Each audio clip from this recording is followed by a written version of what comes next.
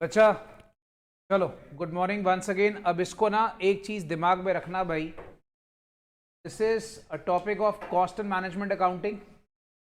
इसको हम लोग कॉस्टिंग बोलते हैं और इसको हम लोग थोड़ा सा पहले स्टार्ट कर चुके हैं। कुछ बच्चे जिन्होंने अभी स्टार्ट करा है भाई, मैं आपको बता देता हूं, मैंने ना एक चैप्टर इसका पहले स्टार्ट कर दिया था, वो था कॉस्ट शीट।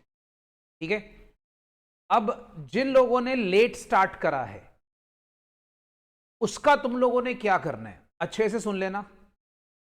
एक, तुम लोग को थोड़ा सा शाम को 1 वीक का एक्स्ट्रा एफर्ट लगाना है। एक्स्ट्रा एफर्ट क्या लगाना है भाई? 3 लेक्चर तो यूट्यूब पर हैं थ्योरी के। ठीक है, 3 लेक्चर भाई साहब यूट्यूब पर हैं थ्योरी के।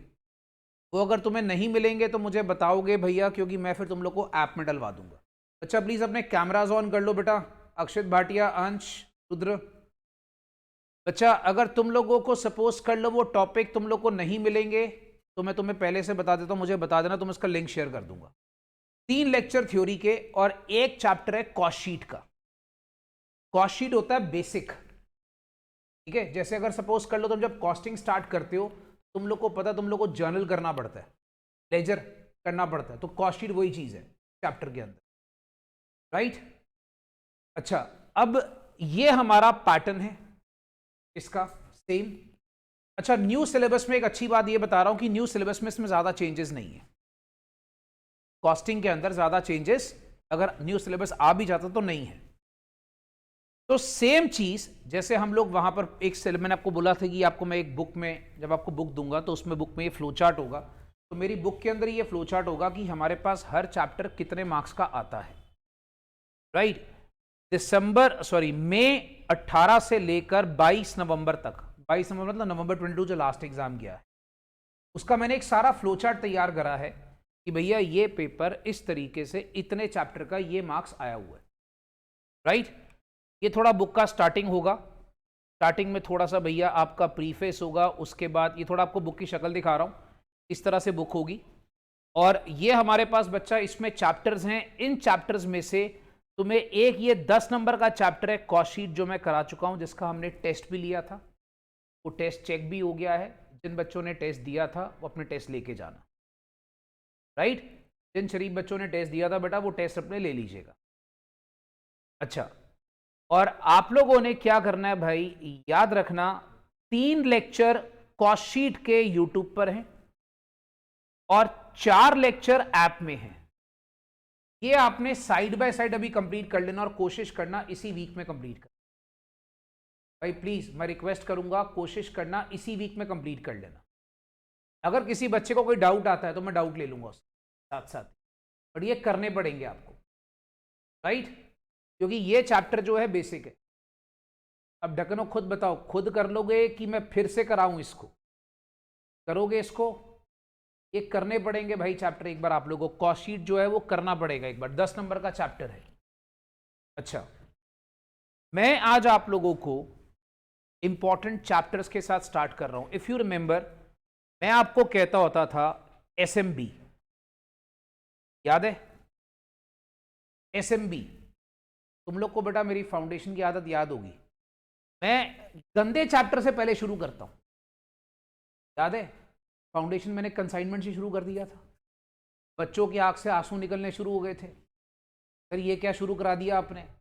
भाई साहब होता क्या है, नॉर्मली टीचर्स क्या करते, इजी इजी चैप्टर्स पहले कराते। भैया मैं चैलेंजेस एक्सेप्ट करता हूं, मैं कहता हूं भैया पहले वाहियात चैप्टर पहले करो, उससे तुम्हें टीचर की औकात पता लग जाती है कि भैया इसको पढ़ाना। आजकल बच्चे क्या करते हैं, डेमो दिखाओ sir.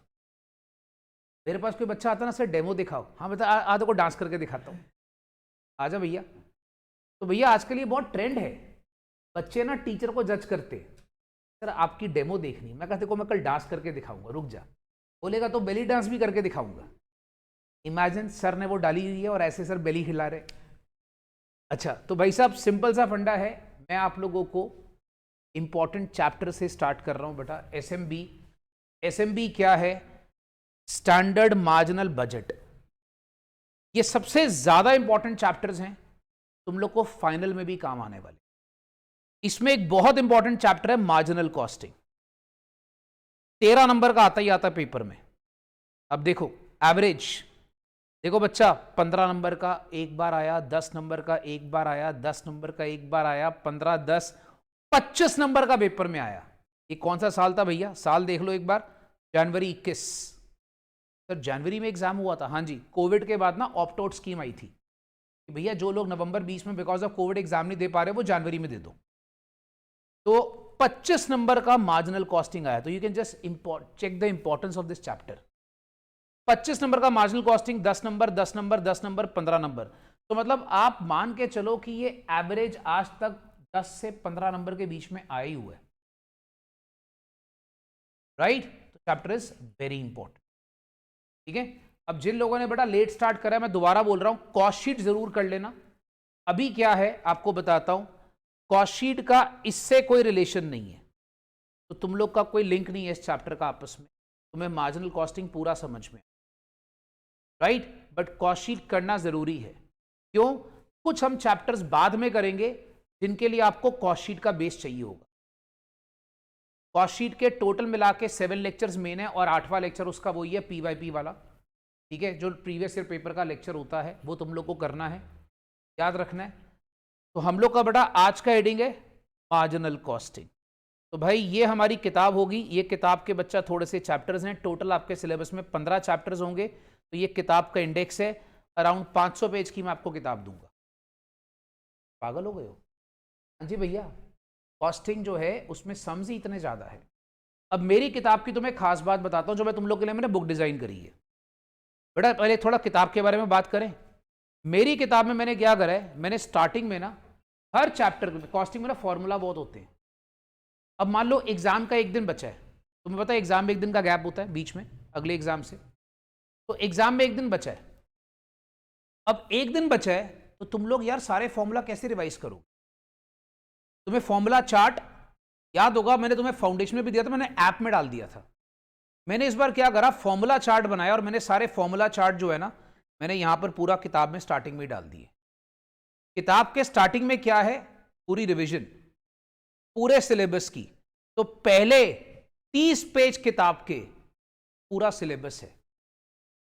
First 30 page of the book is the full syllabus. ये देखो सारे फॉर्मूलाज इकट्ठे हैं, चेकआउट। ये किताब होगी भाई साहब, थोड़ा किताब के दर्शन करा रहा हूं आप लोग को। तो ये क्या है, सारे चार्ट, सारे फॉर्मूलाज, सारा कुछ इकट्ठा। भाई दिसंबर में यही करता रहा मैं। सर दिसंबर में क्या कर रहे थे आप? यही कर रहा था, पूरी किताब बनाई कि भाई इसमें क्या है ये देखो। और ये किताब तुम्हारे लिए ऐसे डिजाइन करी है कि तुम्हारे पास 30 पेज में पूरा सिलेबस खत्म। ये कब काम आएगी? जब तुम लोगों का सारा सिलेबस हो जाएगा और तुम लोग को वन डे रिवीजन के लिए फॉर्मूलाज चाहिए होंगे। तो ये देखो सारे फॉर्मूलाज 30 पेज में सारी किताब खत्म है, ये सारी, ठीक है। वैसे किताब टोटल 500 पेज की है। तुम्हें जैसे अकाउंट्स की 2 किताब मिलेगी, तुम्हें कॉस्टिंग की भी 2 किताब मिलेगी। कॉस्टिंग की किताबों को मैं 2 हिस्सों में बांटूंगा, एक में होगा 7 चैप्टर्स, एक में होंगे 8 चैप्टर्स, राइट। ऑब्वियसली 500 पेज का ग्रंथ तुम उठा के घूमोगे नहीं, तो costing will be in 2 parts, volume 1 volume 2, right. तुम लोगों को एक चीज बता देता हूं भाई, कॉस्टिंग के अंदर तुम लोग खाली अगर सपोज मेरी किताब और साथ में PYP RTP कर जाओ, दैट इज सफिशिएंट। मेरी किताब के अंदर मैंने सारे ICA की प्रॉब्लम्स भी डाल दी, तो ICA के क्वेश्चंस डाल दिए हैं। फिर तुम्हें इस किताब के अंदर एक खास चीज मैंने जो बनाई है तुम्हारे लिए वो बताता हूं। थ्योरी सर हमने कहां से पढ़नी? अच्छा तुम्हें एक चीज बता दूं, कॉस्टिंग का पेपर 20% थ्योरी 80% प्रैक्टिकल होता, राइट। वैसे तो मैंने ये फर्स्ट डे जब मैंने कॉस्टिंग की क्लास लगाई थी मैंने बताया था उसके अंदर, फिर भी बता रहा हूं आज जिन बच्चों ने स्टार्ट करा उनके लिए 20% भैया कॉस्टिंग होती है थ्योरी, 80% क्या होता है प्रैक्टिकल, राइट। तो अब वो थ्योरी हमने कहां से करनी है? सर कहीं से नहीं करनी, तो मैं सारा कुछ किताब में दे दिए। ये देखो जैसे फॉर एग्जाम्पल ये चैप्टर है एक, ये फर्स्ट चैप्टर है, फर्स्ट चैप्टर की सारी थ्योरी मैंने सारी किताब में दे दी है। जब तुम लोग मेरे पहले 3 लेक्चर करोगे कॉस्ट कंसेप्ट के, जिन बच्चों ने करे थे यहां बैठकर या जिन लोगों ने नहीं करे उनके लिए भी बता दूं, इसकी थ्योरी तुम्हें लिखने की जरूरत नहीं पड़ेगी, every theory is there in the book. तो मैंने सारी जितनी थ्योरी चाहिए कवर कर दी। फिर मैं तुम्हें एक चीज और बताता हूं, मैंने किताब हर चैप्टर के लास्ट में एक चीज इस किताब में और डाली है। भाई साहब दिसंबर पूरा अपनी बीवी से झगड़ा कर करके किताब बनाई है भैया, थोड़ा कदर करना। वो बोलती थी टाइम नहीं देता, मैंने कहा कोई बात नहीं, तलाक दे दे, तू किताब बनानी मेरे को। तो भाई याद रखना, ये देखो इसमें एक चीज तुम लोग के लिए और इंट्रोड्यूस करी तो मैं बताता हूं, it will be very helpful. तो तुम लोग को पता लगेगा कि क्वेश्चन कैसे आते हैं। जैसे for example let's take one chapter, जैसे मान लो बेटा ये चैप्टर है लेबर, ये लेबर के चैप्टर की सारी थ्योरी, सारे फॉर्मूलाज किताब में हैं, एडवांटेजेस डिसएडवांटेजेस ये भी आ गए। अच्छा सम्स, सर सम्स भी हैं किताब में, हाँ जी सर, क्वेश्चंस भी हैं। ये देखो बच्चा क्वेश्चन, जो क्वेश्चन मैं तुम्हें क्लास में कराऊंगा उसके साथ ऐसे कोई गुड़िया या सुंदर सी फोटो बनी होगी, ठीक है। जो क्वेश्चन तुम लोग होमवर्क में करोगे, कई क्वेश्चन के साथ आप देखोगे टाइमर लिखा होगा। टाइमर मतलब उसमें तुम्हें लिखा होगा कि भैया ये क्वेश्चन तुमने इतनी देर में करना है, 10 मिनट का सम है, 15 मिनट का सम है। हर क्वेश्चन के साथ कई बार मैंने ऐसे लिखा हुआ है M12, M12 का मतलब क्या होता है, ये क्वेश्चन मई 12 में आया था। कई बार क्वेश्चन के साथ ऐसे लिखा होगा N9, N9 का मतलब नवंबर 2009 के अंदर पेपर में आया था, ठीक है। तो ये ऐसे करके सारे क्वेश्चन होंगे। कुछ क्वेश्चन के साथ ऐसे RTP लिखा होगा, मतलब ये क्वेश्चन कहां का है, RTP का। तो थोड़ा सा बच्चा आपको पहले किताब के बारे में बताना है। कुछ क्वेश्चन के मैंने यहां पर सोल्यूशन दे दिए हैं, क्यों, तो हमने घर पे होमवर्क करना होगा। ये क्वेश्चन मैं होमवर्क में दूंगा, तुम उसको घर पे करोगे, नहीं होगा सोल्यूशन देख लोगे, नहीं होगा अगले दिन डिस्कस कर लोगे। सर सोल्यूशन पहले देख लेंगे, नहीं सोनू, सम करने के बाद। तो मतलब जस्ट लेटिंग यू नो बच्चा कि भाई साहब किताब के अंदर तुम्हें क्या क्या कार्यक्रम दिया है, ठीक है। ये जितने ऐसे ऐसे वाले क्वेश्चन होंगे ना, ये वाले सोचने वाले, ये सब कौन कराएंगे, सर क्लास में कराएंगे। वैसे तो आपको पता है 90% बुक मैं क्लास में ही सॉल्व करा दूंगा, ठीक है। सिर्फ 10% होमवर्क में दूंगा और वो भी सॉल्व होगी, और अगर वो नहीं होगी तुमसे तो वो नेक्स्ट डे क्लास में डिस्कस हो जाएगा। अब ये देखो जो तुम्हें बता रहा था मेन पॉइंट, ये हर चैप्टर के एंड में तुम्हें मिलेगा इंपॉर्टेंट थ्योरी क्वेश्चंस। अच्छा हम थ्योरी तो पढ़ लेते हैं, पर हम लोगों को एग्जाम में थ्योरी के क्वेश्चंस कौन कौन से आते हैं हमें ये नहीं पता लगता। तो मैंने क्या करा, मैंने हर चैप्टर के लिस्ट पे एंड में क्या करा, इंपॉर्टेंट थ्योरी क्वेश्चन की एक लिस्ट बना दी, ठीक है। इंपॉर्टेंट थ्योरी क्वेश्चन के साथ लिख दिया कि देखो ये वाला क्वेश्चन इस साल आया था, ये वाला क्वेश्चन इस साल आया था, इसका आंसर तुम्हें किताब के इस पन्ने पे मिलेगा। आंसर किस पन्ने पे मिलेगा, इस पन्ने पे, refer to this particular page, you got it. तो मतलब I will be giving you a book which will be a self-sufficient book which will be covering up everything। इसके बाद अगर तुम लोगों को एक्स्ट्रा कुछ करने की सर खास जरूरत नहीं पड़ेगी, नथिंग विल बी रिक्वायर्ड। तुम अगर इसी को अच्छे से कर जाओगे, ढक्कन वैसे भी 500 पेज की किताब कर जाओगे, बहुत है। ध्यान, आईसीआई की बुक में अगर एक चैप्टर में मान लो 5 की 7 क्वेश्चन होंगे तो मेरी बुक में 25 होंगे, मतलब 5 टाइम्स ज्यादा। तो ये चीज तुम लोग को बेटा एडवांटेज। ये देखो जैसे अब ये क्वेश्चन कितनी बार आया थ्योरी का, लेबर टर्नओवर के मेथड्स के बारे में बताओ। ये देखो कितनी बार एक पेपर में क्वेश्चन आया हो, इसका आंसर कहां पर गिवन है, इस पेज पे गिवन है। तो तुम लोगों को लास्ट मिनट कौन कौन से थ्योरी पढ़नी है 20 मार्क्स के लिए तुम्हें पता लग जाएगा। अब जैसे ये वाला कॉस्ट कौन सी एसोसिएट होती लेबर टर्नओवर के लिए, इसका आंसर यहां पे गिवन है। That page number will be there, that part of the topic will be there, so everything will be there in the book. आपको खाली वो पेज नंबर निकाल के स्टडी करना है। अच्छा इज दिस डन, ठीक है। तो भाई ये तो हो गई अपनी थोड़ा किताबी दर्शन। अब आते हैं चैप्टर दर्शन। भाई साहब हमारा आज का चैप्टर है मार्जिनल कॉस्टिंग। सुनो सारे बच्चों से गुजारिश है प्लीज कंजूसी मत करना। एक चैप्टर जो है ना अलग है, सब्जेक्ट अलग है, अकाउंट्स का दूसरा फॉर्म है। जो लोग बच्चे बता देता हूं भाई पहली बार कॉस्टिंग शुरू कर रहे हो जिंदगी में, कॉस्टिंग कुछ नहीं होती, ये अकाउंट्स का दूसरा फॉर्म होता है, राइट, याद रखना, ठीक है। थोड़ा तुम्हें कहानी सुना देता हूं। 20% इसका क्या है थ्योरी, 80% क्या होता है प्रैक्टिकल। अकाउंट्स का भाई कह लो, जुड़वा भाई, बिकॉज एवरीथिंग इज सेम। फर्क ये होता है, थोड़ा डिफरेंस बता देता हूं, फर्क ये होता है कि फाइनेंशियल अकाउंटिंग के अंदर हम लोग क्या करते हैं, सिर्फ वहां पर प्रॉफिट लॉस और बिजनेस की फाइनेंशियल पोजीशन देखते हैं।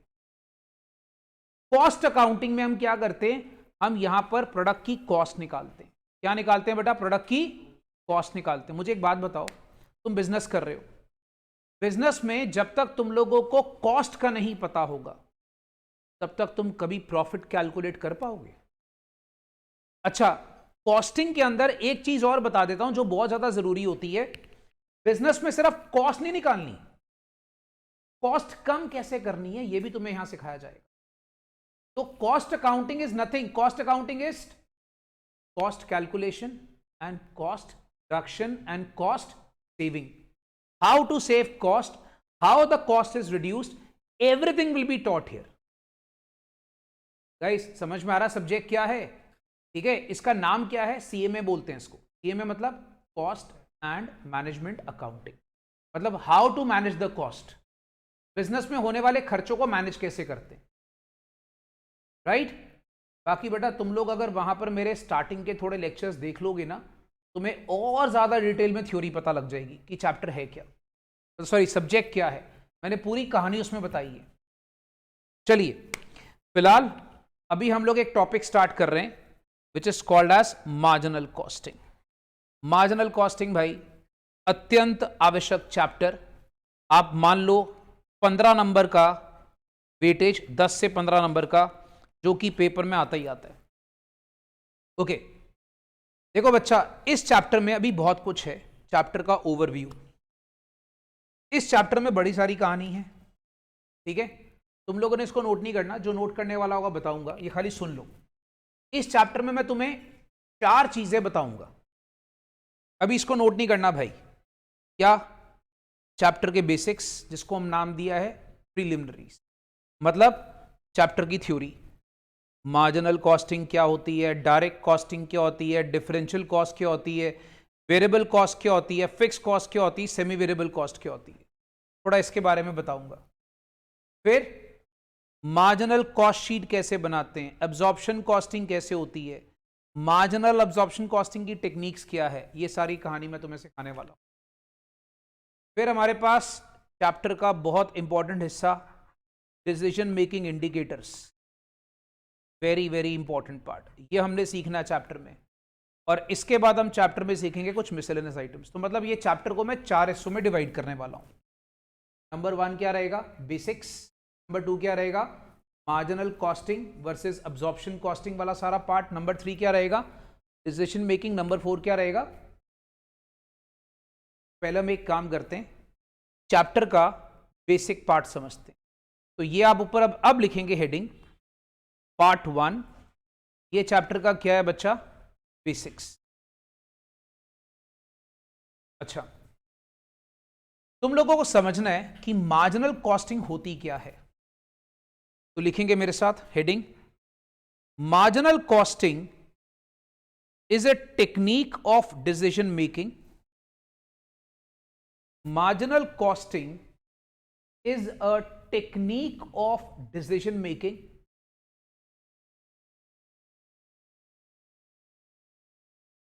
which involves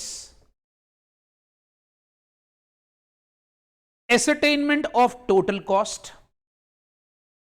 मतलब भैया टोटल कॉस्ट निकालना सिखाता आपको ये, पहले सारे बिजनेस की जो टोटल कॉस्ट है वो निकालना सिखाएगा। दूसरा, classification of cost into fixed and variable. अच्छा, तुम लोगों ने इकोनॉमिक्स में पढ़ा हुआ है fix cost, variable cost. Fix cost क्या होती है, कौन सा बच्चा बता रहा है?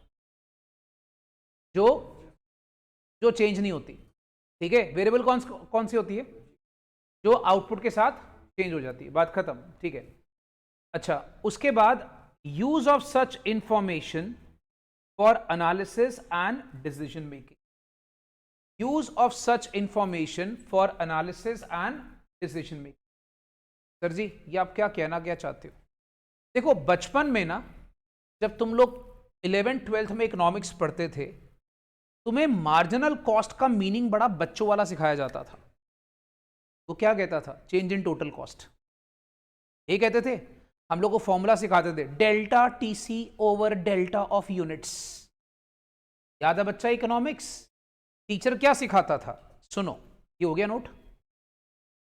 अच्छा पहले नोट कर लो, फिर मैं दूसरे पेज पे लेकर आता हूं। पहले सारे बच्चे बेटा इसको नोट कर लो, फिर हम दूसरे पेज पर आते हैं।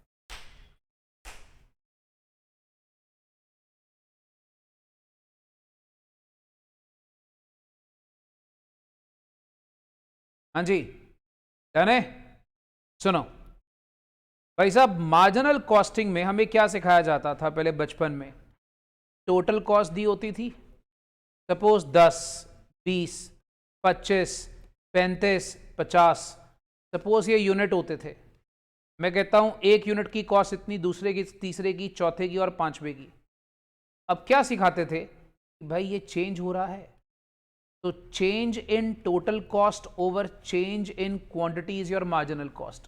तो मार्जिनल कॉस्ट क्या इसमें 10, इसमें कितना 5, इसमें 10, इसमें कितना 15। ये सिखाते थे मार्जिनल कॉस्टिंग। बेटा marginal costing is a very wide term. ये मार्जिनल कॉस्ट का डेफिनेशन सही है कि चेंज इन टोटल कॉस्ट। बच्चा प्लीज दरवाजा बंद कर देंगे। मार्जिनल कॉस्ट की डेफिनेशन सही है, मैं मना नहीं कर रहा कि यही होती है डेफिनेशन। बेटा मार्जिनल कॉस्टिंग क्या है? वो एक टेक्निक होती है बिजनेस में, और ये हम लोग को बिजनेस में हेल्प करती है डिसीजंस लेने के लिए। अब बच्चा बोलेगा सर कौन से डिसीजन लेने हैं? सपोज कर लो, मान लो सोनो तुम एक मैन्युफैक्चरर हो। मान लो बेटा एक कौन है, गोलू, सपोज कर लो इंडस्ट्रीज है, एक गोलू इंडस्ट्रीज है बच्चा। अब गोलू इंडस्ट्रीज के पास दो ऑप्शन है। मान लो वो कोई प्रोडक्ट बना रहा है। अगर वो प्रोडक्ट बनाता है, खुद बनाता है, तो सपोज कर लो उसको कॉस्ट पड़ती है 100 रुपया पर यूनिट। अगर वही प्रोडक्ट वो बाजार से बाय कर लेता है तो उसको बाजार में 70 रुपए का पड़ता है। तो बताओ वो बनाएगा कि बाय करेगा? इसलिए बाय करेगा। इतना सोच रहे ढकनो, ऑब्वियसली बाय करेगा, बाजार सस्ता पड़ता है उसको। तो वो अगला क्यों बनाएगा उस प्रोडक्ट को? वो बोलता मैं बाय करूंगा। तो बिजनेस में कई बार हम लोग को ऐसे डिसीजंस लेने पड़ते हैं। तो जो ऐसे हम डिसीजन लेते हैं वो डिसीजन हम लोग मार्जिनल कॉस्टिंग टेक्निक की हेल्प से लेते हैं। बात समझ में आ रही है? ठीक है, एक और एग्जांपल देता हूं। सपोज कर लो एक कंपनी है कोक। कोक का एक ब्रांड है, मैं कल थम्स अप कोक का ही है ना, if I am not wrong. Thumbs up Peter ढक्कन सारे। अच्छा तुम्हारे तो ब्रांड ही दूसरे हैं, सॉरी। एक काम करते हैं, एक मिनट तुम्हारे लिए चेंज करता हूं। फॉर एग्जाम्पल ये बच्चे जवान हो चुके हैं ना सारे, मेरे को अभी इतना ब्रांड पता नहीं है इसका। हाँ रॉयल चैलेंज, ये तुम्हारा ब्रांड है, सॉरी। यही होता बच्चा, यही होगा ढक्कन। अच्छा चलो, रॉयल चैलेंज का सपोज एक ब्रांड है तो रॉयल स्टैग होती है। ओके, एक रॉयल चैलेंज का ब्रांड है RC1 फॉर एग्जाम्पल। मान लो एक दूसरा ब्रांड है RC2। अब ढक्कन एक तीसरा ब्रांड है RC3।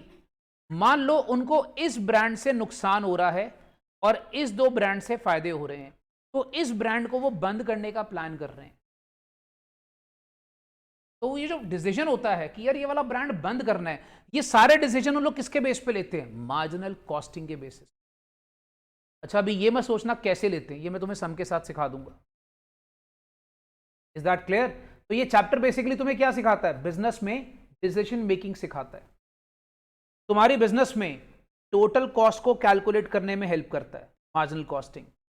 तुम्हें बिजनेस में बताता है कि भाई साहब तुम्हारी फिक्स कॉस्ट कौन सी है और तुम्हारी वेरिएबल कॉस्ट कौन सी। अच्छा कई बार इंसान अपनी कॉस्ट को क्लासिफाई नहीं कर पाता, तो उसमें कौन हेल्प करता है उसको? मार्जिनल कॉस्टिंग हेल्प करता है। और उस सारी इंफॉर्मेशन को हम लोग यूज करते हैं बिजनेस में वेरियस डिसीजंस लेने। बेटा पहले चैप्टर का नाम तो सुन लिया ढक्कन, पर चैप्टर का मीनिंग समझ में आया? चैप्टर है क्या? Everybody understood? ठीक है, इसको क्या बोलते हैं हम लोग? Marginal costing. अब समझो, मार्जिनल कॉस्टिंग को हम लोग हमेशा कंपेयर करते हैं डायरेक्ट कॉस्टिंग से। तो पहले बच्चे मेरे साथ लिखें, डायरेक्ट कॉस्टिंग क्या होती है? सुनना बच्चा, मार्जिनल कॉस्टिंग का कंपैरिजन किया जाता हमेशा डायरेक्ट कॉस्टिंग से। तो डायरेक्ट कॉस्टिंग क्या चीज होती है? लिखो, direct cost is a cost which can be identified either with cost center or with cost unit. Either with cost center or cost unit.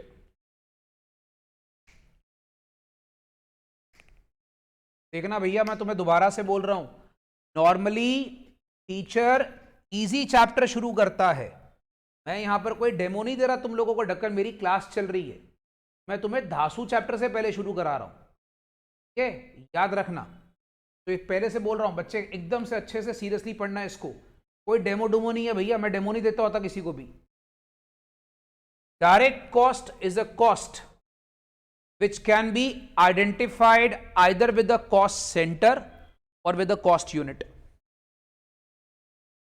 Direct costing is the practice of charging all direct cost to operation, processes or products. Direct costing is the practice of charging all direct cost to operation, processes और products. Sir जी आप कहना क्या चाहते हैं? भाई मैं तुम लोग को सिंपल एक एग्जांपल देता हूं। देखो कॉस्टिंग ना इतना बढ़िया सब्जेक्ट है, इसमें ना रियल लाइफ एग्जांपल बहुत ज्यादा आएंगे। चलो मुझे एक बात बताओ, ये नोट कर लिया बेटा सबने? पहले एग्जांपल पे आते हैं। एक बात बताओ, सुनो, सपोज कर लो, छोटी सी बात, मान लो बेटा मैं आईसीएम चला रहा हूं, अपना एग्जाम्पल लेते हैं। आप मुझे बताओ, ये जो मैं टैबलेट यूज करता हूं पढ़ाने के लिए, ये मेरे लिए डायरेक्ट कॉस्ट है कि इनडायरेक्ट कॉस्ट है मेरी सर्विसेज के लिए? ये बताओ। डायरेक्ट कॉस्ट है भैया, इसके बगैर तो मेरा गुजारा नहीं है। मेरे को आज बोलोगे ढक्कन बोर्ड पे लिखो, मेरे को तो आदत ही नहीं है, ठीक है? तो ये कौन सी मेरी कॉस्ट है? Direct cost. तो डायरेक्ट कॉस्टिंग ना एक टेक्निक होती है जिसमें तुम्हें पता लग जाता है कि तुम्हारे बिजनेस में ये खर्चे ऐसे हैं जो तुम इस काम के लिए यूज कर सकते हो। फॉर एग्जाम्पल 14 फरवरी को मैंने बोला बेटा CA success party plus Valentine day party. चलो अब बताओ, ये जो खर्चा मेरा लगेगा ये डायरेक्ट कॉस्ट है कि इनडायरेक्ट कॉस्ट है? इनडायरेक्ट कॉस्ट है। क्या मैं इसको बिजनेस में चार्ज कर सकता हूं? पढ़ाने के लिए जरूरी है? नहीं, वैसे ही बच्चों से प्यार है भैया, मोहब्बत है, कर दी। बात समझ में आ रही है? क्या पढ़ाने के लिए पार्टी करना जरूरी है? नहीं। ये क्या है? Indirect cost. तो पहले तुम लोगों को समझ में आना चाहिए कि डायरेक्ट कॉस्टिंग होती क्या है। डायरेक्ट कॉस्टिंग एक ऐसी टेक्निक होती है जिसमें हम लोग बिजनेस के कुछ ऐसे खर्चे लेते हैं कि भाई ये खर्चा इस पर्टिकुलर प्रोडक्ट के लिए होता है। जैसे फॉर एग्जाम्पल, एक सीरियस एग्जाम्पल है, तुम कपड़ा बनाते हो, तुम्हारे किसी के भी पेरेंट्स का शायद कपड़े का काम होगा। अगर कपड़े की मैन्युफैक्चरिंग होगी तो भैया कपड़ा की मैन्युफैक्चरिंग के लिए तुम्हें एक मटेरियल चाहिए होता है, यान। उसके बगैर कपड़ा नहीं बनता। किसी का है बेटा कपड़े का काम है तो यान तुम्हें पता ही होगा ढक्कन। तो यान जो है भैया उसके बगैर तो तुम्हारा कपड़ा बनता नहीं, अगर कपड़े की मैन्युफैक्चरिंग है तो, ठीक है? तो यान पे किया गया खर्चा तुम्हारा कौन सा है? Direct cost. अच्छा सपोज कर लो बेटा इसकी फैक्ट्री है, ठीक है? अब भाई साहब इसने फैक्ट्री में ना क्या करा हुआ है, एक चाय पिलाने के लिए बंदा रखा हुआ है। वो रोज आया था इसके बाद चाय चाय चाय चाय चाय लेकर आ गया। भैया बताओ ये कौन सा खर्च? मतलब यू शुड एक्चुअली क्लासीफाई। अब दोनों में फर्क क्या है? What is the difference between MC and DC? भैया एमसी बोलूंगा ना तो उल्टा मत लेना, इट्स मार्जिनल कॉस्टिंग। कुछ लोगों के दिमाग कहीं और चले जाएंगे। एमसी याद रखना बेटा इट्स मार्जिनल कॉस्टिंग, और डीसी डायरेक्ट कॉस्ट। तो भैया एमसी और डीसी में बेसिक फर्क क्या है पहले समझो, और हमने इस चैप्टर में ये करना है, ये नहीं करना। एमसी तुम्हें क्या बताता है? एमसी बताता है भैया तुम्हारा फिक्स कौन सा है, वेरिएबल कौन सा है, और तुम कैसे फिक्स कॉस्ट और वेरिएबल कॉस्ट को यूज करके तुम अपने बिजनेस में डिसीजन लेते हो। डीसी तुम्हें क्या बताता है? तुम्हारी डायरेक्ट कॉस्ट कौन सी है, तुम्हारी इनडायरेक्ट कॉस्ट कौन सी है। क्या तुम्हारे को डीसी से डिसीजन मेकिंग होती है? DC does not help you in taking decision. But MC does help you in taking. Is clear? So we should actually classify both the things. ठीक है, चलिए अब एक टर्म और आ गई, डिफरेंशियल कॉस्ट। पाजी वेरी वेरी इंपॉर्टेंट टर्म। क्यों? इसके ऊपर एक पूरा टॉपिक है अपने सिलेबस में। अच्छा, अब तुम लोग बोलोगे सर डिफरेंशियल कॉस्ट क्या चीज होती है? लिखो सोनू, डिफरेंशियल कॉस्ट क्या होता है? Differential cost is the increase or decrease in total cost. Differential cost is the increase or decrease in total cost or change in specific elements of cost that result from any variation in operations. That result from any variation in operation. Sir नहीं समझ में आया sir, example दो। दोनों practical life का example लेते हैं। तुम लोग पहले इतना नोट कर लो जितना अंडरलाइन करना है, नीचे वाला 2 मिनट के बाद में नोट करना। पहले एग्जाम्पल सुन लेना, फिर नीचे वाला नोट करोगे ना तो तुम्हारी आत्मा शांत हो जाएगी। तो भैया पहले इस 3 लाइनों का मतलब समझाने जा रहा हूं। क्या ये 3 लाइनें नोटेड है हमारी? Increase or decrease in total cost or the change in specific element of cost that result from any variation in operation. अर्थात वत्स ये कहना क्या चाहता है? अच्छे से सुनो, सुनो। सपोज कर लो, मान लो एक काम करते हैं, मान लो भाटिया साहब की दुकान लेते हैं। मान लो भाटिया साहब की दुकान है बेटा, Bhatia lady suits and dress materials. ठीक है, भाटिया की एक दुकान है बेटा, Bhatia lady suits and dress materials. सुंदर सी दुकान है, राइट?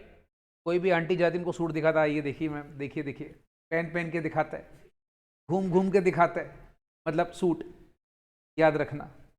तो भाई साहब अगर भाटिया साहब जो हैं हमारे, अगर उनका एक दुकान है भैया Bhatia lady suits and dress material, उनको नॉर्मल जो बिजनेस में खर्चे पड़ते हैं वो पड़ रहे हैं।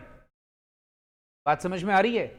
उनको जो मटेरियल बनाना, बेचना, खरीदना, सब कुछ कॉस्ट पड़ रही है।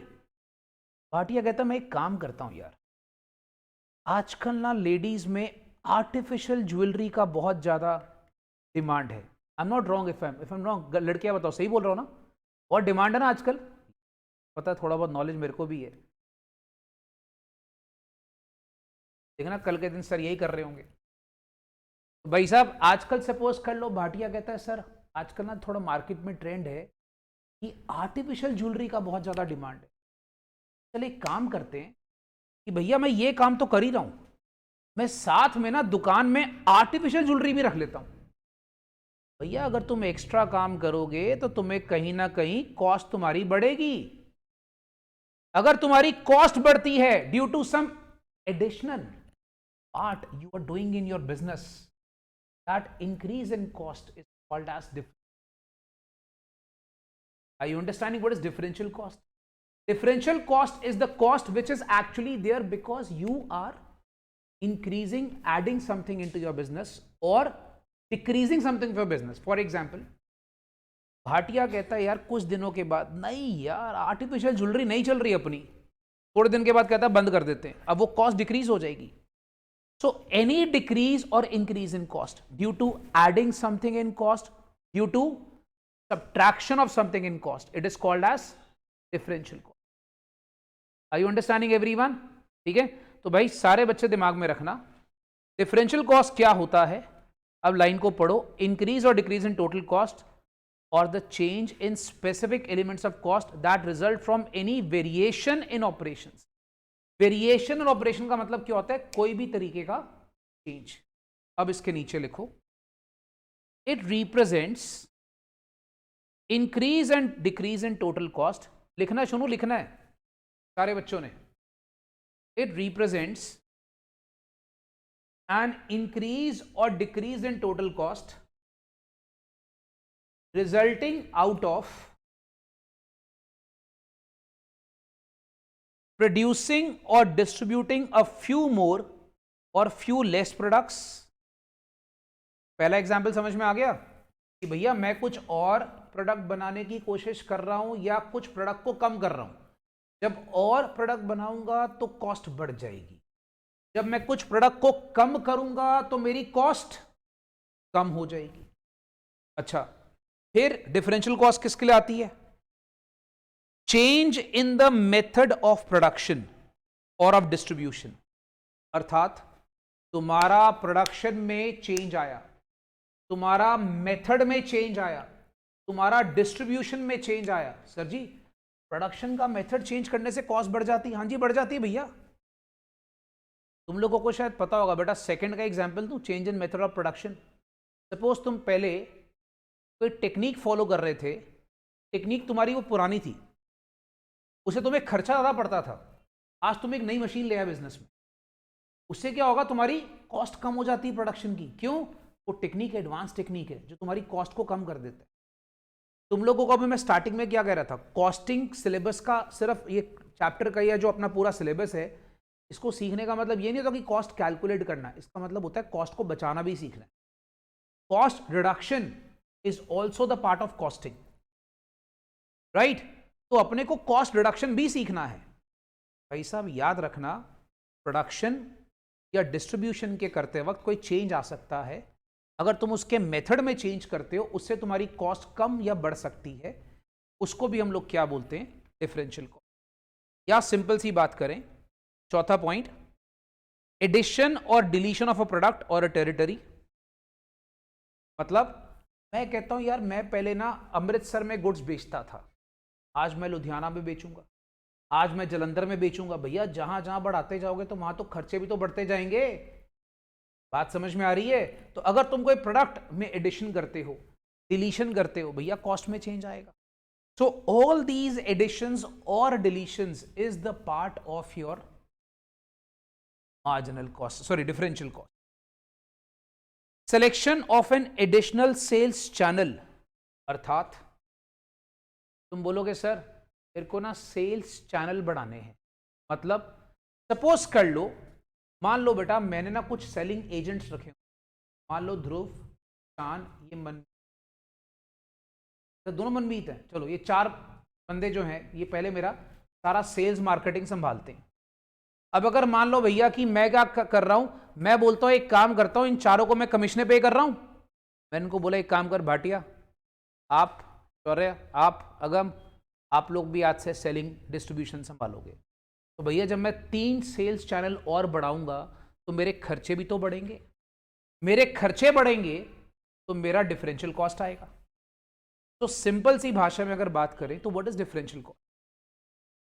किसी भी तरीके का कॉस्ट में बढ़ना या कम होना due to some changes in operation, variation in operation. ठीक है, अब एक काम करते, तीनों को इकट्ठे समझते हैं। एमसी क्या है?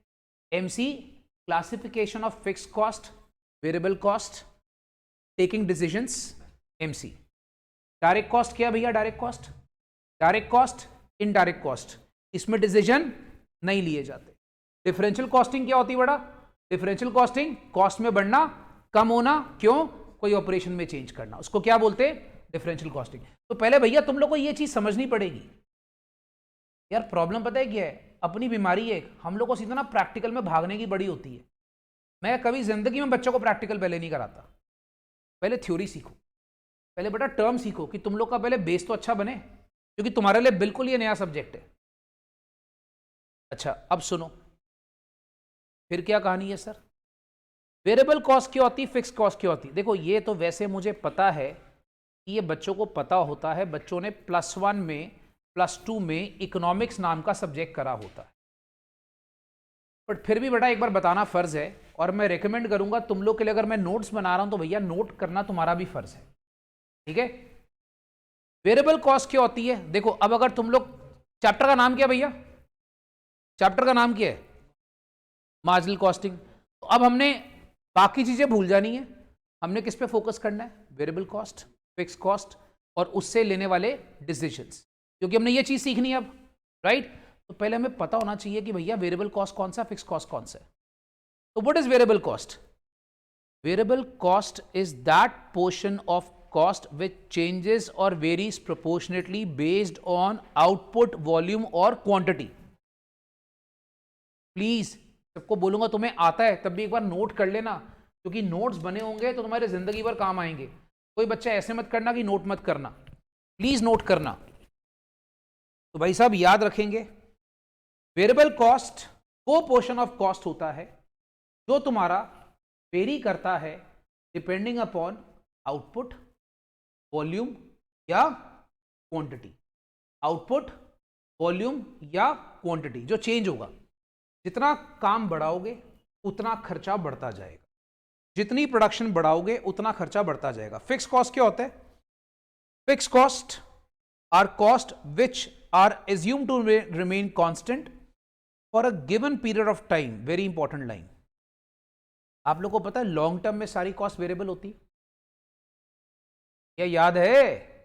इसलिए मैंने वहां पर वर्ड क्या यूज करा, गिवन पीरियड ऑफ टाइम, क्योंकि जो फिक्स कॉस्ट होती है ना वो सिर्फ कुछ समय के लिए फिक्स रहती है। एक वक्त ऐसा आता है कि लॉन्ग रन होता है, लॉन्ग रन में भैया सारी कॉस्ट वेरिएबल बन जाती है क्योंकि इसने चेंज होना ही होना है। अच्छा, irrespective of level of output, तो मतलब आपका आउटपुट का लेवल क्या है उससे उस कॉस्ट को फर्क नहीं पड़ेगा। तो वो कॉस्ट आपकी हमेशा हमेशा फिक्स रहती है, चेंज नहीं होती। अगर एग्जाम्पल दोगे, आपकी कसम अभी देता हूं एग्जाम्पल, रुक जाओ पहले एक पॉइंट को समझो। Very very very very important point for practical purposes. भाई साहब वेरिएबल कॉस्ट का टोटल क्या होता है? जो तुम बिजनेस में डायरेक्ट मटेरियल करते हो। अब एक minute, everybody knows what is direct material. तो मैंने एग्जाम्पल दिया कि भैया तुम कपड़ा बनाते हो, कपड़े के लिए डायरेक्ट मटेरियल क्या है? यान। बात समझ में आ रही है? कपड़े के लिए डायरेक्ट मटेरियल क्या है? यान। बात समझ में आता है बच्चा? फॉर एग्जाम्पल मैं ये कैलकुलेटर बनाता हूं, एक मिनट, ये कैलकुलेटर के लिए डायरेक्ट मटेरियल क्या है? Plastic. Plastic is direct material. अच्छा, फिर एक होती है डायरेक्ट लेबर। सर जी डायरेक्ट लेबर क्या होता है? बेटा जो बंदा, सपोज मैं मजदूर हूं, मैं मशीनरी के ऊपर काम करके कैलकुलेटर बना रहा हूं, मैं कौन हूं? Direct labour. सपोज ये मेरा हेल्पर है, ये क्या करता है? आता सर मुझे चाय पिलाता है, ये क्या है? इनडायरेक्ट लेबर, बिकॉज ये मशीनरी पे काम नहीं कर रहा। कोई डकनो मेरी बात भी सुन रहे हो साथ साथ? ठीक है, तो ये बातें याद रखना। You should know all these classification. Direct labour plus direct expenses. Direct expense मतलब सारे एक्सपेंस जो आप प्रोडक्शन के टाइम पे करते हो, प्रोडक्शन के दौरान किए जाने वाले सारे खर्चे, direct expenses plus variable production overheads. OH का मतलब होता है, यहां पर लिख देता हूं, ओएच का मतलब है ओवरहेड्स। ओएच का मतलब क्या है मेरे भाई? ओएच का मतलब होता है overheads. OH is overheads. Overheads का मतलब क्या होता है? बिजनेस में होने वाले इनडायरेक्ट खर्च। सर प्रोडक्शन ओवरहेड्स का मतलब समझाओ। सुनो, प्रोडक्शन ओवरहेड एक बहुत वाइड टर्म होती है। क्या मतलब? यह तुम्हारे फैक्ट्री के खर्चे, सिंपल सी बात करें। प्रोडक्शन ओवरहेड क्या होता है? फैक्ट्री के खर्चे। भैया मशीन किससे चलती है? बिजली से। फैक्ट्री में यूज करने वाली बिजली प्रोडक्शन ओवरहेड। अच्छा, कई बार मशीन किससे चलती है? फ्यूल। फैक्ट्री में यूज किया जाने वाला fuel production overhead. Are you understanding everyone? ठीक है, तो प्रोडक्शन ओवरहेड जो होता है ये बिजनेस के अंदर किए जाने वाले फैक्ट्री के खर्चे plus variable selling and distribution overheads. S and D मतलब, अगर मैं एसएनडी टर्म यूज कर रहा हूं मतलब selling and distribution. Selling and distribution.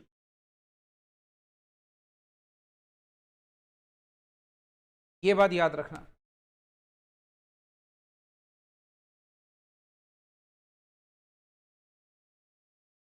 ठीक है, ये बात याद रखेंगे भाई साहब। सेलिंग एंड डिस्ट्रीब्यूशन, तो सारे बच्चे याद रखना, हमारे पास जितने भी वेरिएबल खर्चे होते हैं like material, labour, direct expenses, variable production overhead, variable selling and distribution overhead, इन सबको जोड़ते हैं। इन सबका जो जोड़ के टोटल आता है उसको हम क्या बोलते हैं? Variable cost. अच्छा, फिक्स कॉस्ट कौन सी होती है? जो कुछ ऐसे खर्चे जो फैक्ट्री में फिक्स प्रोडक्शन ओवरहेड होते हैं। Administration overhead, fixed selling and distribution overhead. बच्चा बोलेगा सर एक बात बताओ, ये एडमिनिस्ट्रेशन ओवरहेड फिक्स्ड कैसे हो गए? अच्छा मुझे एक बात बताओ भैया, दिमाग लगाओ, तुम लोग फैक्ट्री में काम कर रहे हो, ठीक है? तुम्हारे ऑफिस में एक अकाउंटेंट है, उस अकाउंटेंट को तुम क्या बोलोगे कि भाई जब प्रोडक्शन होगी ना फिर तुझे सैलरी दूंगा? भाई काम छोड़ के भाग जाएगा। उसको क्या मतलब है तुम्हारी प्रोडक्शन से? अगला तो अपनी सैलरी लेकर ही जाएगा। तो तुम्हारी कल को प्रोडक्शन ज्यादा हो कम हो, उसकी सैलरी में थोड़ी कोई चेंज आता है। एडमिनिस्ट्रेशन का मतलब क्या होता है? ऑफिस के स्टाफ के खर्चे। ऑफिस के स्टाफ के खर्चे। सुनो मुझे एक बात बता दो, ये आमतौर पे एडमिनिस्ट्रेशन ओवरहेड फिक्स्ड होते हैं, इसका प्रोडक्शन में इंक्रीज डिक्रीज से कोई लेना देना नहीं होता। बात समझ में आ रही है? कोई बात नहीं आंटी, वो बाहर ऐसा कोई आता है ना, वो देखो एक्चुअली क्या है, हमारा शेरू है बहुत होशियार, उसको पता है ये फ्री फंड का आदमी है, अच्छे खासे हट्टे कट्टे होते हैं, कहना नहीं चाहिए, घंटी बजाते हुए भीख मांगने आ जाते हैं। भीख ही मांग रहे हैं? भाई तुम्हें भगवान ने अच्छा खासा हट्टा कट्टा शरीर दिया, काम करो। भगवान के नाम पे भीख मांगना, तो ऐसे लोगों को ऐसे ही बंदे पड़ते होते हैं। बिल्कुल सही करता है शेरू, मैं तो उसको अप्रिशिएट करता हूँ, शाबाश शेरू। सुनो, तो भाई हम लोग क्या करते हैं, तो हम बात कर रहे थे एडमिनिस्ट्रेशन ओवरहेड हमारे फिक्स्ड होते हैं। Selling and distribution overhead fix कैसे हो सकते हैं? कोई एग्जांपल दे सकता है आप में से? सर सेलिंग के खर्चे फिक्स कैसे हो सकते हैं? क्योंकि बच्चे के दिमाग में होता है कि सेलिंग के खर्चे तो सेल पे डिपेंड करते हैं, तो सेलिंग के खर्चे फिक्स्ड हो सकते हैं। एग्जांपल दूं, सपोज कर लो तुमने सेल के लिए एक डिलीवरी वैन रखी है, तुमने सेल के लिए भाई एक डिलीवरी वैन रखी है। वो क्या करता है? वो बंदा घर घर जाके तुम्हारा सामान डिलीवर करता है, राइट? का ड्राइवर है, उसके ड्राइवर को क्या बोलोगे? भैया तेरे को मैं सैलरी नहीं दूंगा क्योंकि आज तो कोई सामान डिलीवर करने वाला है नहीं, संडे को छुट्टी होती तो संडे की सैलरी तेरी काट लूंगा। क्या ड्राइवर मानेगा? भैया सेलिंग के खर्चे भी फिक्स्ड हो सकते। तो तुम लोगों को इस चैप्टर में मुझे यही सिखाना है, कौन से खर्चे फिक्स्ड हैं, कौन से खर्चे वेरिएबल हैं, और कैसे हम लोग उसको यूज करके बिजनेस में डिसीजंस लेंगे। This is the only concept of this chapter. Are you understanding everyone? ठीक है, तो भाई थोड़ा एग्जाम्पल ले कि सर जी इतनी देर से आप बता रहे हो, थोड़ा एग्जाम्पल दीजिए। बच्चा देखो बिजनेस में क्या होता है, आमतौर पे रेंट, सैलरी, इंश्योरेंस, ये सब खर्चे क्या होते हैं? फिक्स्ड। तो यार सपोज कर लो आज मैं यहां पर सारी इंश्योरेंस करा लेता हूं अपनी बिल्डिंग की, तो मैं इंश्योरेंस वाले को क्या बोलूंगा? सर जी वो ना 2 महीने मंदिर है, बच्चे नहीं आए। सर 2 महीने एग्जाम चल रहे थे, बच्चे नहीं आए, तो इंश्योरेंस प्रीमियम कम हो जाएगा मेरा? नहीं भैया, मुझे देना पड़ेगा। वेरिएबल के एग्जाम्पल क्या है? Raw material, labour, power, royalty based on production. भैया ये सब जो खर्चे होते हैं वेरिएबल होते हैं। क्यों? लेबर जो होता है ना, लेबर 2 टाइप की होती है। एक लेबर होती है जो आपकी डायरेक्ट लेबर होती है, उसको बोला जाता है देख भाई अगर तू 10 यूनिट प्रोड्यूस करेगा तो तेरे को 100 रुपए दूंगा, तू 12 करेगा तो 120 रुपए दूंगा, अगर तू 15 करेगा तेरे को 150 रुपए दूंगा। कहते ना दिहाड़ी की लेबर। दिहाड़ी की लेबर क्या होती है? दिहाड़ी मजदूर। वो क्या होता है? वेरिएबल। इसलिए कहते हैं labour based on number of units produced. Power, royalty. अच्छा what is royalty? Anyone? What is royalty? क्या ढक्कन कभी जिंदगी में टर्म रॉयल्टी नहीं सुनी? No, royalty is sort of a rent which is actually paid on the use of a particular asset. अगर तुम लोगों को रॉयल्टी नहीं पता तो याद रखो। फॉर एग्जाम्पल मान लीजिए मैं वहां पर एक मशीन, मेरे पास एक मशीन है, मेरे पास एक मशीन है, मान लो ध्रुव की इंडस्ट्री है, ध्रुव मेरे पास आया, बोलता सर मुझे ना किराए पे चाहिए आपकी मशीन। मैंने कहा ले जा भाई। सर किराया कैसे लोगे? मैंने कहा देख यार, अगर तू 1 यूनिट बनाएगा तो तू मुझे 5 रुपए देगा किराया। अब अगर ध्रुव ने सपोज कर लो पूरे महीने में उससे 200 यूनिट बनाया, ध्रुव मुझे किराया कितना देगा? 5 × 200, इसको बोलते हैं रॉयल्टी। तो royalty is sort of a rent which you actually pay because you are using someone's asset. Is this clear everyone? So ये सारी चीजें क्या होती है? वेरिएबल।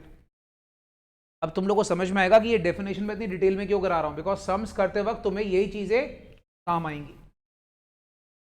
ओके भाई साहब, अब एक मुद्दे की बात सुनोगे। एक होता है भैया फिक्स्ड, एक होता है वेरिएबल, एक होता है दोनों का मिक्सचर। क्या बोलते हैं उसको? Semi variable. ठीक है, तो सारे बच्चे अच्छे से मेरी बात समझना। कुछ खर्चे ऐसे होते हैं जिनको हम बोलते हैं सेमी वेरिएबल, जिसके अंदर फिक्स्ड और वेरिएबल दोनों के फीचर होते हैं, उसे क्या कहा जाता है? Semi variable. Sir G semi variable अगर सम में आएगा ना तो मोहब्बत बढ़ जाएगी सम के अंदर। क्यों? वेरिएबल अलग होंगे, फिक्स्ड अलग होंगे, बट अगर सेमी वेरिएबल होगा तो तुमने उसमें से खुद अलग अलग करना पड़ेगा। तुम्हें मोहब्बत आ जाएगी क्वेश्चन के अंदर। ठीक है, तो भाई साहब तुम्हें खुद उसको अलग अलग करना पड़ेगा सेमी वेरिएबल को। भाई साहब याद रखना, सेमी वेरिएबल को तुम्हें खुद अलग करना पड़ेगा। जैसे फॉर एग्जांपल मैं बात करता हूं delivery van expenses, telephone charges, repair maintenance expense. नहीं सर मजा नहीं आ रहा सर, एग्जाम्पल दो। मैं देता हूं एग्जाम्पल, डिटेल में दूं थोड़ा एग्जाम्पल। देखो फॉर एग्जाम्पल मैं तुमसे बात करता हूं डिलीवरी वैन की। भैया डिलीवरी वैन के अंदर 2 खर्चे होते हैं। एक होता है सैलरी ऑफ ड्राइवर। ड्राइवर की सैलरी जो होती है वो 1000 रुपया पर मंथ, फॉर एग्जाम्पल। बच्चा डिलीवरी वैन के अंदर एक और खर्चा है फ्यूल, पेट्रोल। पेट्रोल कितना बेटा आजकल रेट क्या चल रहा है? 90 रुपए लीटर, 95। चलो फॉर एग्जांपल 100 रुपया पर लीटर, भगवान भला करे इसका। मान लो बेटा 100 रुपया पर लीटर पेट्रोल है। अब समझो मैंने आज बोला भैया कि मंथ ऑफ जनवरी 2023 में मेरा टोटल डिलीवरी वैन का खर्चा लग गया, सपोज कर लो 25,000। 25,000 में से मुझे अब क्लासिफाई करना है। मेरा कुछ वेरिएबल है, कुछ फिक्स्ड है। तो मुझे एक बात बताओ, ड्राइवर को तो मुझे अगर 1000 रुपया पर मंथ देना हो तो देना ही पड़ेगा। तो 1000 रुपया पर मंथ क्या हो गया बच्चा? फिक्स्ड। अब जो पेट्रोल है, पेट्रोल किसके ऊपर लगा होगा? जितना चलेगा। अब अगर मान लो एक दिन महीने में डिलीवरी वैन डिलीवर करने नहीं गई तो पेट्रोल लगा, वो क्या पोर्शन है? वेरिएबल। तो इस तरीके से क्लासिफाई करना पड़ता है। तो बच्चा याद रखना, अब जो 24,000 का खर्चा है मेरा वो क्या है? वेरिएबल। तो इस तरीके से इसको हम क्लासिफाई करते हैं। करना क्या होता है भाई, फिक्स्ड अलग कर दो, बाकी वेरिएबल होता है। सिंपल सी बात है, फिक्स पता लग जाता है, फिक्स्ड अलग कर दो, बाकी क्या होता है? वेरिएबल। तो फिलहाल अभी अगर मैं आपसे बात करूं तो डिलीवरी वैन का खर्चा मेरे लिए क्या है? Semi variable. Is this clear everyone? Very good, very good. अब सुनो, देखो बच्चा, जब मार्जिनल कॉस्टिंग के सम करोगे ना, तो मार्जिनल कॉस्टिंग के सम तुमने हमेशा एक फॉर्मेट में करने हैं। इसको क्या बोलते हैं बेटा? मार्जिनल कॉस्टिंग का फॉर्मेट। फॉर्मेट तुम्हारे पास 2 फॉर्म में होता है, एक होता है शॉर्ट फॉर्म में और अभी एक आगे चलकर आएगा डिटेल फॉर्म में। तो मार्जिनल कॉस्टिंग का जो फॉर्मेट होता है उसको हम इस प्रकार प्रेजेंट करते हैं। 2 तरह से फॉर्मेट होता है, एक आपको बोला जाता है डिटेल, एक बोला जाता है शॉर्ट। ठीक है, सिंपल सी बात है, बताता हूं कैसे पता लगेगा शॉर्ट की डिटेल। पेपर में ना तुम्हें सम में अगर आइटम्स दी होंगी ज्यादा, बहुत ज्यादा, तुम क्या करोगे? डिटेल वाला फॉर्मेट बनाओगे। अगर सम होगा छोटा, मार्क्स से पता लग जाएगा भैया 5 नंबर का सम है तो छोटा, 10 नंबर का सम है तो पूरा डिटेल। पॉइंट समझ में आ गया? तो याद रखो, हम लोग क्या कर रहे हैं, पहले शॉर्ट फॉर्मेट समझते हैं। याद रखना दोस्तों, शॉर्ट फॉर्मेट में क्या सिखाया जाता है? सेल, तुम्हारे पास जो भी होती है उसमें से तुम वेरिएबल कॉस्ट पहले लेस करते हो। जैसे ही तुम सेल में से वेरिएबल कॉस्ट लेस करते हो, अब तुमने वेरिएबल कॉस्ट को मैं बता चुका हूं क्या क्या होती है, तुम्हारा आंसर क्या आता है, उसको क्या बोलते हैं, कंट्रीब्यूशन। क्या बोलते हैं सोनू उसको, कंट्रीब्यूशन। नींद खोल के भाटिया साहब, बेटा सेल में से वेरिएबल कॉस्ट लेस करते हो उसको क्या बोलते हो, कंट्रीब्यूशन। कंट्रीब्यूशन में से तुम लोग अगर फिक्स कॉस्ट लेस करते हो तो उसको क्या बोला जाता है, प्रॉफिट। अब तुम लोग एक चीज की अकल लगाओ, कंट्रीब्यूशन और प्रॉफिट में फर्क सिर्फ फिक्स कॉस्ट का होता है। कंट्रीब्यूशन और प्रॉफिट में फर्क किस चीज का होता है बेटा, फिक्स कॉस्ट। तो भाई साहब याद रखना, कंट्रीब्यूशन और प्रॉफिट का फर्क सिर्फ फिक्स कॉस्ट का होता है। तो पहले सारे बच्चे इसको अच्छे से नोट कर लो, बहुत जरूरी है, very very necessary.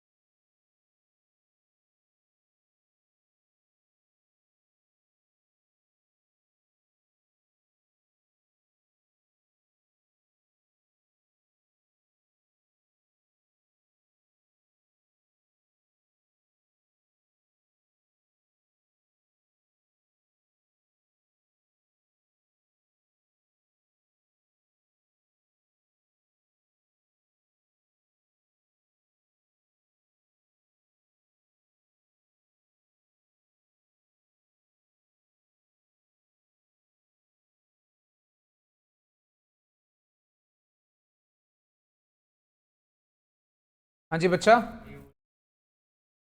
Administration overhead. Administration बच्चा मैंने ऊपर दिखाया था ना, फिक्स में एडमिनिस्ट्रेशन होता है। एओएच का मतलब होता है एडमिनिस्ट्रेशन ओवरहेड। हाँ जी बच्चा, क्या ये फॉर्मेट नोटेड है? तो भाई याद रखना, मैं दोबारा बोल रहा हूं, very very important point, contribution और फिक्स कॉस्ट का जब डिफरेंस निकालोगे तो प्रॉफिट आता है। अच्छा तुम लोग अगर एक चीज अकल लगा रहे हो थोड़ी सी, ये बेसिकली है क्या, खाली प्रेजेंटेशन है। एक बात बताओ, सेल में से टोटल कॉस्ट लेस करते हो प्रॉफिट आता है, आता है ना? तो वेरिएबल कॉस्ट और फिक्स कॉस्ट दोनों रकम लेस ही कर प्रॉफिट ही निकाल रहे हो तुम। तो चीज वही है, बस खाली बीच में यहां पर क्या होता है, डिसीजंस लेने के लिए हमें कंट्रीब्यूशन भी चाहिए होता है। तो कंट्रीब्यूशन जो होता है ये खाली एक नया एलिमेंट है तुम्हारे लिए, बाकी सब पुराना ही चल रहा है।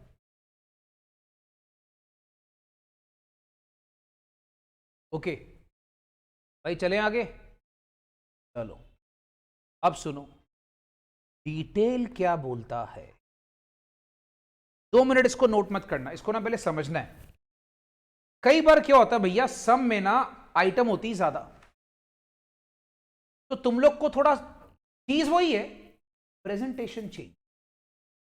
प्रेजेंटेशन थोड़ी और डिटेल में करनी पड़ती है। जैसे फॉर एग्जांपल रेवेन्यू, रेवेन्यू क्या होती है बच्चा, सेल। तुम्हें एक चीज बताता हूं, आज से तकरीबन 3 साल पहले ये डिटेल फॉर्मेटिंग होती नहीं थी मार्जिनल कॉस्टिंग में, सिर्फ शॉर्टकट वाला होता था। 3 अटेम्प्ट पहले, 3 साल नहीं सॉरी 3 अटेम्प्ट पहले, मतलब तकरीबन 1.5 साल पहले, उन्होंने क्या करा, आईसीआई ने थोड़ा सा सीएमए के अंदर चेंजेस करे। ठीक है, तो इन्होंने क्या करा, इन्होंने मार्जिनल कॉस्टिंग में डिटेल फॉर्मेटिंग डाल दी। क्यों? पहले क्या होता था, मार्जिनल कॉस्टिंग के सम आप देखोगे ना, पहले आते थे सारे शॉर्टकट फॉर्मेट से होते थे, उसमें ज्यादा आइटम्स होती नहीं थी। उन्होंने डिटेल फॉर्मेटिंग क्यों डाली, क्योंकि कई बार क्या होता है प्रोडक्ट कॉस्ट में ना मटेरियल अलग से दिया होता है पूरा, लेबर अलग से दिया होता है, एक्सपेंसेस अलग से दिया होता है, वेरिएबल ओवरहेड्स अलग से दिए होते हैं। इसका नाम क्या रख दिया उन्होंने, बोलते हैं ये प्रोडक्ट कॉस्ट है। क्या नाम है बेटा इसका, प्रोडक्ट कॉस्ट। अच्छा ये सारे के सारे है तो वेरिएबल ही, चेक करो, नाम क्या दे दिया, प्रोडक्ट कॉस्ट। फिर उन्होंने बोल दिया बेटा हम एक काम करते हैं, प्रोडक्ट इन्वेंट्रेबल कॉस्ट डाल देते हैं। ये इनका जब टोटल नाम आ जाएगा, क्या नाम आ जाएगा, प्रोडक्ट इन्वेंट्रेबल कॉस्ट। अब तुम जब सेल में से, रेवेन्यू सेल ओनली, इसमें से प्रोडक्ट कॉस्ट निकाल देते हो, इसको क्या बोलते हैं, प्रोडक्ट कंट्रीब्यूशन मार्जिन। नाम क्या दे दिया, प्रोडक्ट कंट्रीब्यूशन मार्जिन। अच्छा नॉर्मल नाम क्या होता है, कंट्रीब्यूशन, यहां पे नाम थोड़ा चेंज करा, क्या दे दिया, प्रोडक्ट कंट्रीब्यूशन मार्जिन। फिर उसमें से क्या करा, वेरिएबल एडमिनिस्ट्रेशन ओवरहेड लेस करके, सेलिंग ओवरहेड लेस करके नाम दे दिया कंट्रीब्यूशन मार्जिन। तो भैया चीज अगर देखोगे तो वही है, थोड़ी आइटम ज्यादा डाल दी और उन्होंने क्या कर दिया, थोड़ा प्रेजेंटेशन चेंज कर दिया, और कंट्रीब्यूशन जिसको हम बोलते हैं उसको नाम क्या दे दिया, कंट्रीब्यूशन मार्जिन। अब तुम देखो यही चीजें ना तुम लोगों को मैंने यहां पर ऐसे प्लस प्लस करके दिखाई है, तुम सारी इसी में प्लस कर रहे हो, बात समझ में आ रही है। और ये चीजें ऐसे सुंदर सुंदर नीचे नीचे लिख दी और उसके नाम डाल दिया, और कंट्रीब्यूशन के बदले क्या लिख दिया, कंट्रीब्यूशन मार्जिन। तो ऐसे कहते हैं, ऐसे प्रेजेंट कर दो यार, मना क्यों करना उनको, नाराज थोड़ी करना है, या हमारे गुरु हैं, कहां से नाराज कर लोगे उनको। पॉइंट समझ में आ गया भैया, ये होता है डिटेलिंग। अब पीरियड कॉस्ट, पीरियड कॉस्ट कौन सी, सारी फिक्स्ड। अच्छा फिक्स कॉस्ट को पीरियड कॉस्ट क्यों बोलते हैं, क्योंकि it is fixed only for a certain period, मैंने ऊपर बताया था थ्योरी में, it is fixed only for a certain period, after a period it becomes variable also, इसीलिए इसको क्या बोलते हैं, पीरियड कॉस्ट। तो भैया जो फिक्स के मैन्युफैक्चरिंग खर्चे हैं, जो फिक्स के नॉन मैन्युफैक्चरिंग खर्चे हैं, सारे ले लो, और बाकी तुम्हारे पास आंसर क्या आ जाता है, प्रॉफिट लॉस। खाने बनते हैं ज्यादा, चीज तो वही है। Everybody is clear. भैया इसको नोट कर लो डिटेलिंग फॉर्मेट को, ये लीजिए।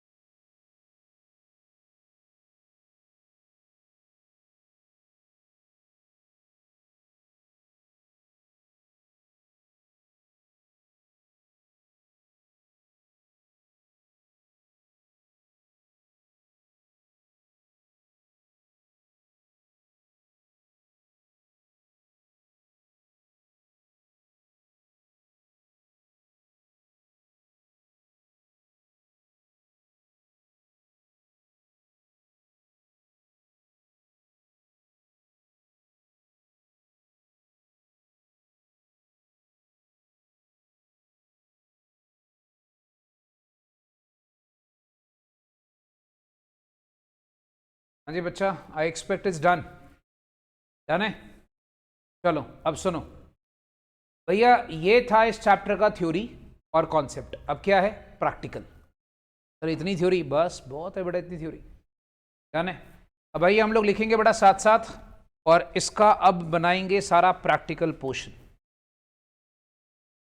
चलो, मार्जिनल कॉस्टिंग का तुम लोग को याद होगा, जब मैं तुम्हें स्टार्टिंग में एक प्रीव्यू दे रहा था चैप्टर का, याद करोगे भाई, तुम लोग को मैंने क्या कहा था कि मैं तुम लोग को थोड़ा पहले बेसिक्स बताऊंगा।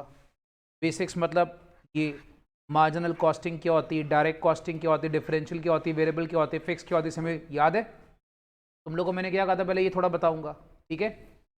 फिर तुम लोगों को मैंने बताया था कि भैया एक होती है मार्जिनल कॉस्टिंग और अब्जॉर्प्शन कॉस्टिंग, ये हमने करना है, बट ये हमने करना है चैप्टर के लास्ट में। कब करना है? लास्ट में, क्योंकि ये अभी नहीं आता।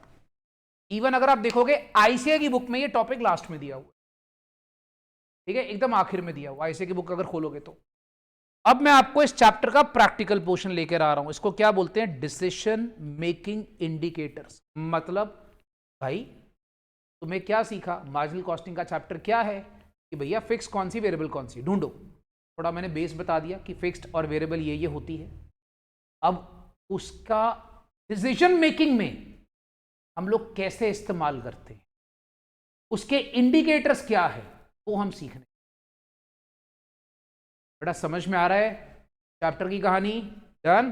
सुनो, तो अभी हम लोग बेटा ये वाला पोर्शन पे शुरू कर रहे हैं, वेरी वेरी इंपॉर्टेंट, तो इसको मैं आपको साथ साथ लिखवाऊंगा। तो भाई लिखो, हेडिंग चैप्टर की जान है डिसीजन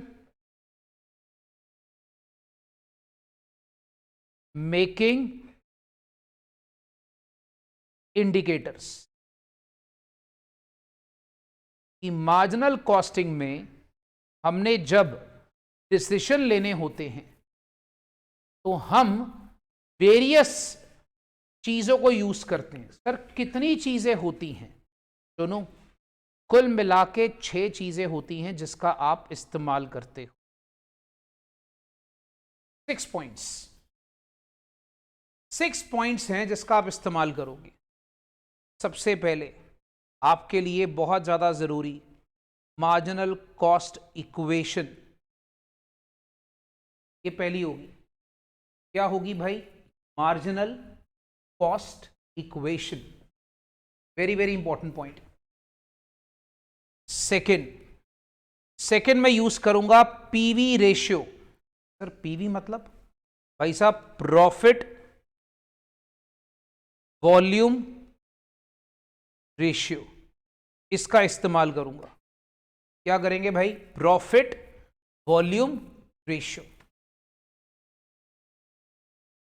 तीसरा, बहुत मोहब्बत है इस पॉइंट, इसका नाम है बीईपी, मतलब ब्रेक इवन पॉइंट। अच्छा, इसकी जो एब्रीवेशन है ना वो लीगलाइज्ड है, तुम इसकी एब्रीवेशन यूज कर सकते हो पेपर में। भाई खाली एमसी मत लिखना, अगला सोचेगा गाली निकाल रहा है, भाई तुम्हारे नंबर काट लेगा। बाकी तुम सब लिख सकते हो, तुम पीवी लिख सकते हो, तुम बीईपी लिख सकते हो, अलाउड है, ठीक है। फिर हमारे पास चौथा पॉइंट है, इसको हम बोलते हैं MOS, that is called as margin of safety. Margin of safety. पांचवा पॉइंट, इसको बोलते हैं आईपी। सर आईपी क्या है? थोड़ा सा इधर आ जाते हैं, इसको बोलते हैं भाई इनडिफरेंस पॉइंट।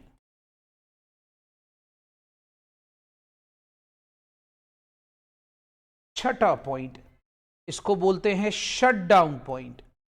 शटडाउन मतलब भैया बिजनेस बंद करना है कि नहीं करना, इसके डिसीजन लेना, उसे बोला जाता है शटडाउन पॉइंट।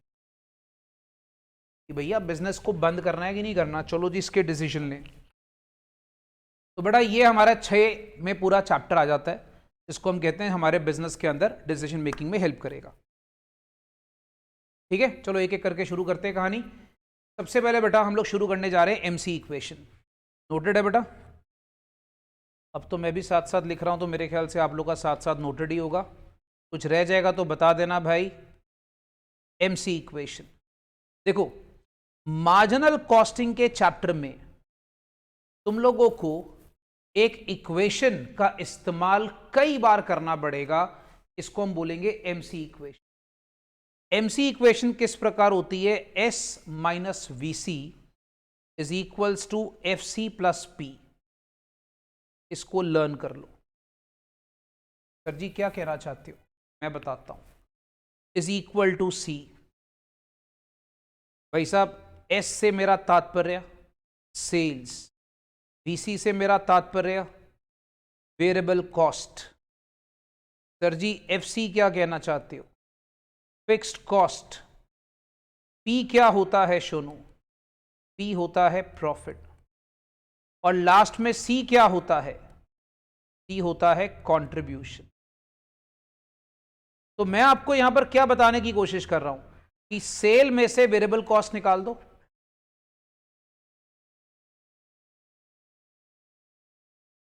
या फिक्स कॉस्ट में प्रॉफिट ऐड कर दो। सेल में से वेरिएबल कॉस्ट बच्चा किसके इक्वल आता था? कंट्रीब्यूशन। याद करो। फिक्स कॉस्ट में प्रॉफिट ऐड कर दो। सर ये कंट्रीब्यूशन कैसे होता था? मैं बताता हूं भाई। मैंने अभी थोड़ी देर पहले तुम्हें एक शॉर्टकट फॉर्मेट कराया था, आ जाओ इस पे। ये देखो भाई, अगर मुझे एक बात बताओ, मैं अगर इसको रिवर्स ले लूं, प्रॉफिट में फिक्स कॉस्ट ऐड कर लूं, तो मेरा कंट्रीब्यूशन नहीं आ जाएगा? उल्टा। Are you understanding? तो इसी से हमारा बनता है F C plus P, that is equals to contribution. So always remember, that's your first equation, that is called as S minus VC is equal to FC plus P is equal to C. Second, very very important, PV ratio क्या होता है? देखो भैया, PV ratio तुम्हारे पास इसके formula के अंदर ही इसकी डेफिनेशन। सर इसकी डेफिनेशन लिख पाओगे? नहीं, फॉर्मूला बताऊंगा, फॉर्मूले के थ्रू ही इसकी डेफिनेशन आपको समझ में आएगी। इसको कहते हैं कंट्रीब्यूशन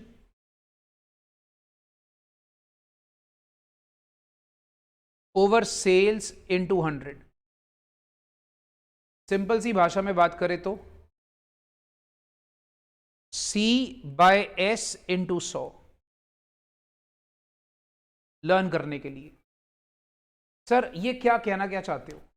देखो बच्चा, जो तुम सेल कर रहे हो, फॉर्मूले की डेफिनेशन को समझो, जो तुम सेल कर रहे हो उसमें तुम्हारा कंट्रीब्यूशन वाला पार्ट कितना है, उसको क्या बोलते हैं? PV ratio.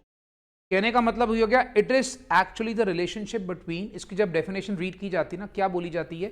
PV ratio is defined as the relation between contribution and sales. PV ratio is defined as the relation between contribution and sales. तो अब मैं उसको लिखवाऊं या फॉर्मूले में बताऊं, बात तो एक ही है ना। हमने सम्स में क्या यूज करना है? Formula, right. बट एक प्रॉब्लम है, कई बार क्या होता है बेटा, नीचे नोट लिखेंगे, sometimes data of 2 periods are given। कई बार क्या होता है बेटा, आपको ना 2-2 साल की इंफॉर्मेशन क्वेश्चन में गिवन होती है। नीचे लिखें, in that case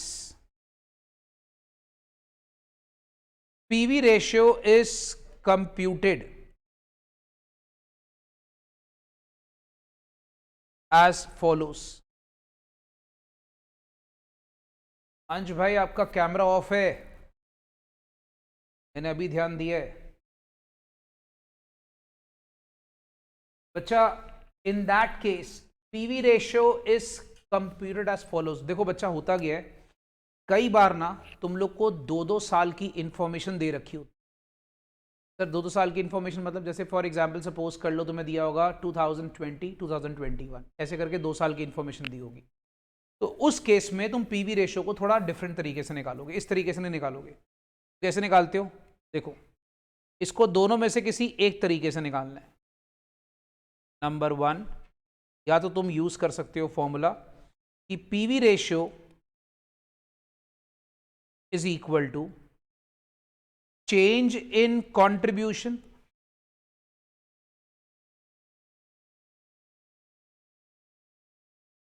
over change in sales into 100। बेटा कैसे यूज कर सकते हैं formula? Change in contribution over change in sales, मतलब दो पीरियड के बीच में जो कंट्रीब्यूशन में चेंज आ रहा है और दो पीरियड के बीच में जो सेल्स में चेंज आ रहा है उसका डिफरेंस लेकर उसको निकालते हैं। ऐसा तभी करना है जब क्वेश्चन में आपको दो पीरियड गिवन होंगे। अगर दो पीरियड नहीं गिवन होंगे तो चुपचाप आप अपने तरीके से निकालें। राइट हो गया जी? आगे सुने। पीवी रेशियो को हम सेकेंड फॉर्मूले से भी निकाल सकते हैं। कई बार हम लोग इस तरीके से निकाल लेते हैं, change in profits over change in sales into 100। अच्छा चलो मैं आप लोग का दिमाग देखता हूं। अब आप बताओ, मैं एक तरफ फॉर्मूले का इस्तेमाल कर रहा हूं change in contribution over change in sales, एक तरफ इस्तेमाल कर रहा हूं change in profit over change in sales. ये दोनों फॉर्मूले से सेम पीवी रेशियो कैसे आ सकता है?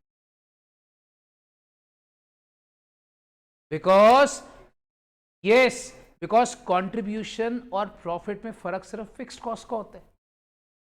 अकल लगाओ। और भैया दो पीरियड में फिक्स्ड कॉस्ट थोड़ी चेंज होती है, ठीक है? तो चाहे तुम लोग change in profits over change in sales कर लो दो पीरियड वाले सम में, या तुम change in contribution over change in sale कर लो। Is this unclear? बहुत बढ़िया, बहुत बढ़िया। तो एक बात याद रखना भाई, पीवी रेशियो अत्यंत महत्वपूर्ण आइटम होगी तुम्हारे लिए डिसीजन लेने के टाइम पे। बताऊंगा कैसे। कहते हैं पीवी रेशियो जितना ज्यादा होता है उतना अच्छा बिजनेस होता है, क्योंकि PV ratio is a good indicator. देखो ना, पीवी रेशियो ज्यादा होने का मतलब क्या? कंट्रीब्यूशन ज्यादा, कंट्रीब्यूशन ज्यादा होगा तो प्रॉफिट अपने आप बढ़ जाएगा। तो भैया कहा जाता है जितनी तुम्हारे बिजनेस में पीवी रेशियो ज्यादा है उतना अच्छा तुम्हारा बिजनेस है। Is this clear? ठीक है, ये बात दिमाग में रखना। अच्छा, अब तीसरा कहानी क्या था?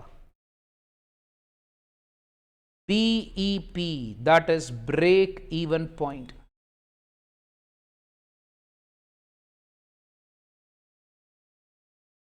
सुने बच्चा, ब्रेक इवन पॉइंट क्या होता है? बड़ी फेमस सिचुएशन है। It is called as no profit no loss situation. मतलब जब बिजनेस में ना कोई फायदा होता है ना कोई नुकसान होता है, मतलब तुम्हारी टोटल कॉस्ट तुम्हारे टोटल रेवेन्यू के बराबर हो जाता है। इसका मतलब क्या होता है कि तुम्हारे बिजनेस में तुम्हारी जो टोटल कॉस्ट है तुम्हारे टोटल रेवेन्यू के बराबर हो जाती है। तो उस सिचुएशन में कहते हैं तुम्हारा ब्रेक इवन आ गया। पॉइंट को समझना है। ब्रेक इवन सर कितने प्रकार का होता है? सुनो, ब्रेक इवन 3 प्रकार का होता है। सम्स करोगे decision making of marginal costing में ब्रेक इवन 3 प्रकार का तुम्हें निकालना पड़ेगा। एक होता है break even point in quantity, एक होता है break even point in rupees,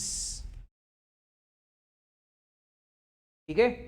break even point in rupees को break even point in sales value भी बोलते हैं। को ब्रेक इवन पॉइंट क्वांटिटी या break even point in rupees या सेल्स वैल्यू भी बोला जाता है। और एक हमारे पास होता है, इसको बोलते हैं कैश ब्रेक इवन पॉइंट। क्या बोलते हैं बच्चा? Cash break even point. अब अगर हम जब डिस्कस करते हैं break even point in quantity, तो ये कैसे निकालते हैं? बहुत सिंपल सा फॉर्मूला है। फिक्स्ड कॉस्ट को अगर हम लोग कंट्रीब्यूशन पर यूनिट से, बेटा CONT लिख दूं, समझ जाओगे? CONT is contribution per unit. तो जब मैं कंट्रीब्यूशन पर यूनिट से इसको सिर्फ डिवाइड कर देता हूं, इसको हम कहते हैं break even point in quantity आ गई। सिंपल सा formula, fixed cost over contribution per unit. But अगर सपोज कर लो फिक्स कॉस्ट को जब तुम पीवी रेशो से डिवाइड करते हो, फिक्स कॉस्ट को तुम किससे डिवाइड कर रहे हो? पीवी रेशो से। इसको क्या बोलते हैं भाई? Break even sales value. It is called as break even sales value. अच्छा अब सुनो, what is the difference between a normal break even and a cash break even? Can anybody tell me? देखो किसी बच्चे का दिमाग काम कर रहा है, कोई बच्चा बता दो लॉजिक के साथ, ब्रेक इवन नॉर्मल और कैश दोनों का डिफरेंस बताओ। चॉकलेट इनाम है, चलो 2 चॉकलेट, 3, 5। कोई ढकनो, डेप्रिसिएशन क्या होता है? टमाटरो, डेप्रिसिएशन क्या होता है? कैश आइटम है, नॉन कैश होती है? अच्छा, डेप्रिसिएशन फिक्स्ड होती है? एसएलएम मेथड से डेप्रिसिएशन फिक्स नहीं होती। फाउंडेशन करे ढक्कन अच्छी जगह से। टमाटरो, एसएलएम मेथड अगर तुम यूज कर रहे हो तो कई बार तुम्हारी डेप्रिसिएशन फिक्स होती है। अच्छा, कई बार जब तुम लोग ब्रेक इवन निकालते हो तुम नॉन कैश खर्चों को साइड कर देते हो। क्या कर देते हो? नॉन कैश खर्चों को साइड कर देते हो। तो जब तुम्हें क्वेश्चन में बोला जाए कैश ब्रेक इवन निकालो, इसका मतलब क्या होता है? पहले अच्छे से सुनो। कहने का मतलब इग्नोरिंग नॉन कैश आइटम्स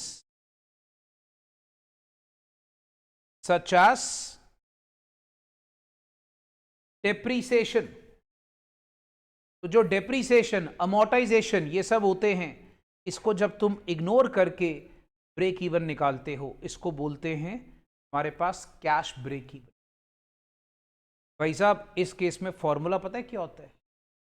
इसका नाम रखते हैं कैश फिक्स कॉस्ट। क्या नाम होता है? कैश वाली फिक्स, मतलब डेप्रीसिएशन नहीं लेनी। डिवाइड किससे करना है? डिवाइड करना है कंट्रीब्यूशन पर यूनिट के साथ। किससे डिवाइड करोगे सोनू? कंट्रीब्यूशन पर यूनिट के साथ। तो cash fix cost over contribution per unit. अच्छा, कंट्रीब्यूशन पर यूनिट से करोगे तो बच्चा वो तो तुम्हारा जो आंसर आएगा वो तुम्हारा किस में आएगा? वो तो तुम्हारा क्वांटिटी में आएगा। बट अगर जब तुम कैश फिक्स कॉस्ट को डिवाइड कर दोगे पीवी रेशो में, तुम्हारा आंसर किस में आ जाएगा? तुम्हारा आंसर सेल्स में आ जाएगा, मतलब रुपीज में आ जाएगा। बेटा जहां मैं सेल्स लिखूं मतलब किस में आंसर आएगा? रुपीज में।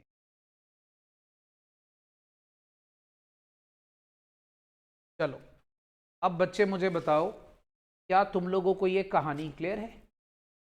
रखनो, ये सारी चीजें क्लियर है यहां तक? ठीक है, अभी सुनो ध्यान से, मोहब्बत से, इश्क के साथ इसको सुनना है। ब्रेक इवन पॉइंट को हम लोग डायग्रामेटिकली कैसे रिप्रेजेंट करते हैं? सर हमें डायग्राम भी बनाने को आ सकती? हाँ जी, कई बार डिसीजन मेकिंग प्रॉब्लम्स में हमें छोटा सा रफ फॉर्म में ग्राफ बनाना होता है।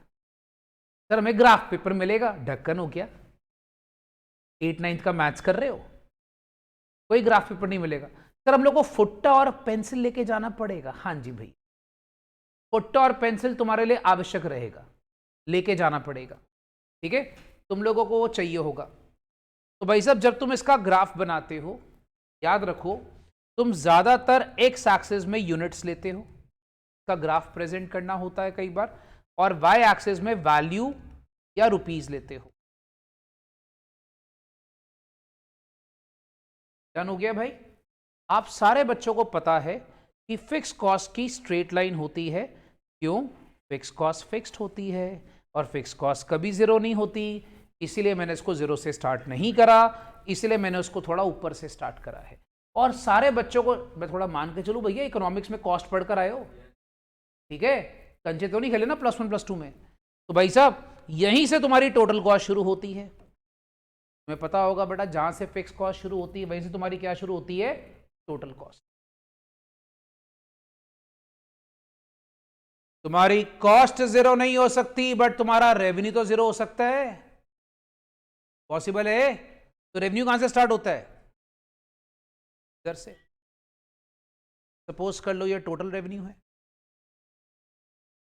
दोनों जब तुम्हारा टीआर और टीसी का मिलन होता है, तेरा मेरा मिलन, तो बेटा इस मिलन को हम क्या बोलते हैं? Break even point. जब ये ब्रेक इवन पॉइंट यहां पर टच करता है, इसको क्या बोलते हैं? ब्रेक इवन पॉइंट की क्वांटिटी, मतलब यूनिट्स। जब ये break even point Y axis पे टच करता है, इसको क्या बोलते हैं? ब्रेक इवन पॉइंट की सेल्स वैल्यू, मतलब रुपीस में।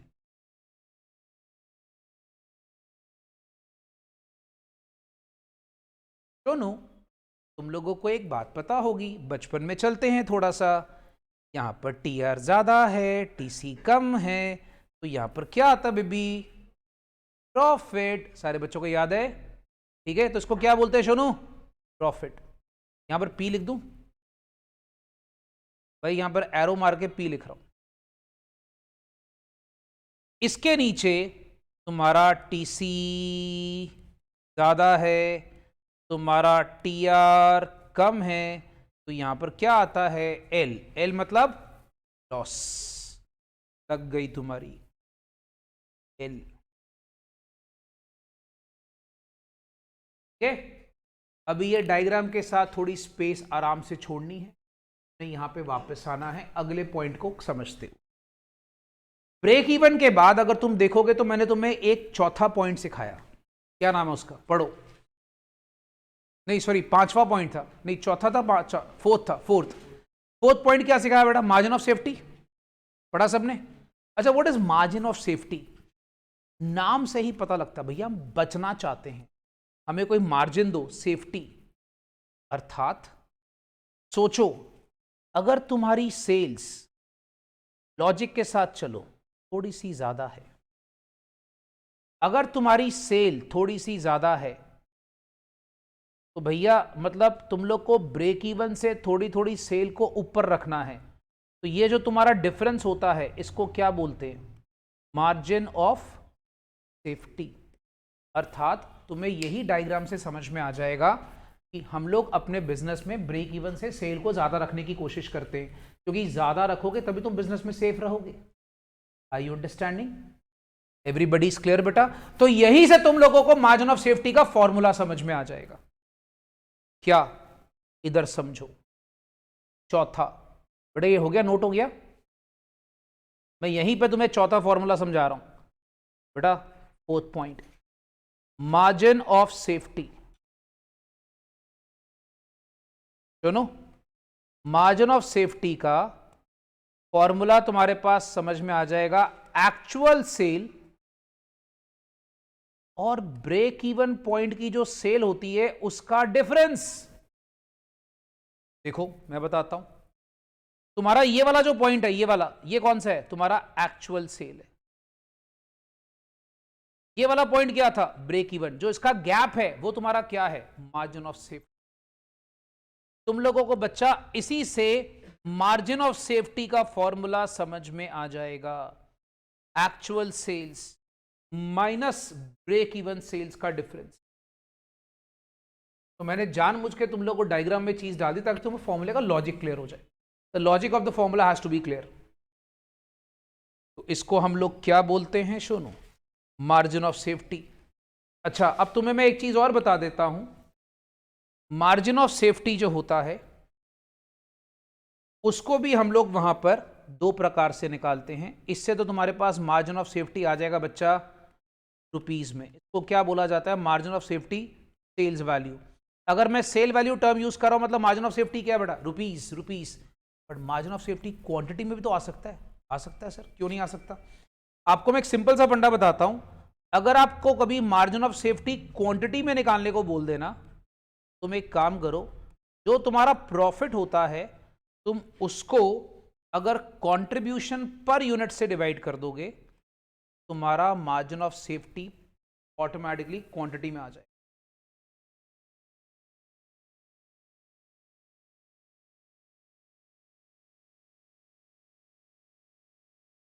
ठीक है? अगर मान लो तुम लोग को यह नहीं करना, तो बहुत इजी फॉर्मूला लगा लो। तुम्हें टोटल सेल्स की क्वांटिटी पता है, तुम्हें ब्रेक इवन सेल्स की क्वांटिटी पता है, उसको लेस कर लो, दोनों के यूनिट्स को लेस कर लो भैया, तो भी मार्जिन ऑफ सेफ्टी क्वांटिटी आ जाएगा। चॉइस अपनी है, जैसे मर्जी हम लोग निकाल सकते।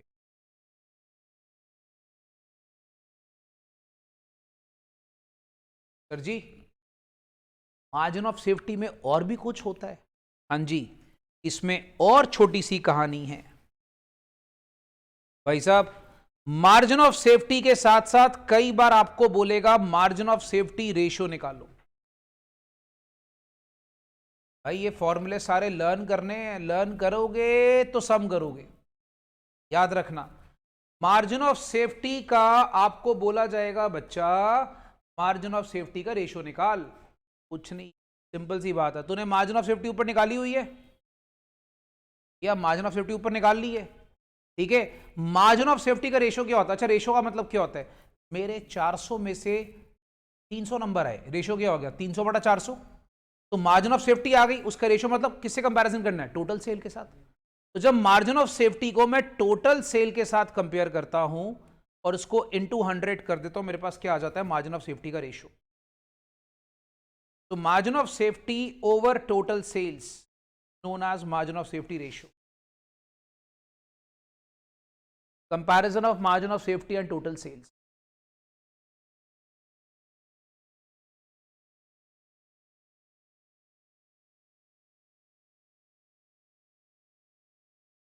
हाँ जी, चौथा पॉइंट क्लियर। अब आ गया पांचवा, ठीक है। मैं उम्मीद करूंगा तुम लोग को फॉर्मूले को ना रट्टा नहीं मारना, formula should be understood by logics. भैया मैंने क्या बोला? Accounts and cost is same, दोनों में लॉजिक है, तो everything should be done with logics. रट्टा रुट्टा नहीं मारना अपने को, कोई चीज का लॉजिक अगर क्लियर नहीं होगा तो भाई पूछ लेना। पांचवा पॉइंट आता है, इसको क्या बोलते हैं? आईपी। आईपी मतलब क्या सर? Indifference point. अब मैं तुम्हें सब सच बताता हूं, आईपी का क्वेश्चन ना पेपर में बहुत ही रेयर कभी पूछा जाता है। बट सर तुम लोग को पता है मेरे को प्रॉब्लम है, मैं 10% सिलेबस एक्स्ट्रा कराता, तो मैं फाउंडेशन में भी बोलता था, तो मैं छुड़वाऊंगा कुछ नहीं भैया। CA inter, CA foundation, CA final का सबका रूल एक ही याद रखना, 10% एक्स्ट्रा कर जाओ, कम मत करके जाओ, ठीक है। अब तुम लोग जब देखोगे तो मैं तुम्हें सच बताने जा रहा हूं, आईसीए की किताब खोलोगे तो ये मिलेगा ही नहीं, पॉइंट है ही नहीं। सर आपका दिमाग खराब है, क्यों करा रहे हो? सर जी आरटीपी में सिर्फ एक क्वेश्चन दिखा, इसका दिया हुआ है। आरटीपी देखोगे जब तुम तो इसका एक क्वेश्चन दिया हुआ है, तो भैया अगर उसने आरटीपी में दे दिया मतलब पेपर में आ सकता है। तो हम ये जो पांचवा और छठा पॉइंट है ना, इस पे ज्यादा इंपॉर्टेंस नहीं देंगे, हमारे पहले चार मेन है, सबसे ज्यादा क्वेश्चन तुम्हें पहले चार के ऊपर आते हैं, याद रखना, बट छोड़ेंगे नहीं इसको। मैं बोल के बता रहा हूं क्योंकि कल को तुम बोलोगे सर आपने आईपी करा दिया, आपने शटडाउन पॉइंट करा दिया, तो आईसीए की बुक में नहीं है, तो भैया एक्स्ट्रा बोल के करा रहा हूं, राइट। थोड़ा सा करना है। अब इनडिफरेंस पॉइंट क्या होता है याद रखना, लिख लेंगे theory. Indifference point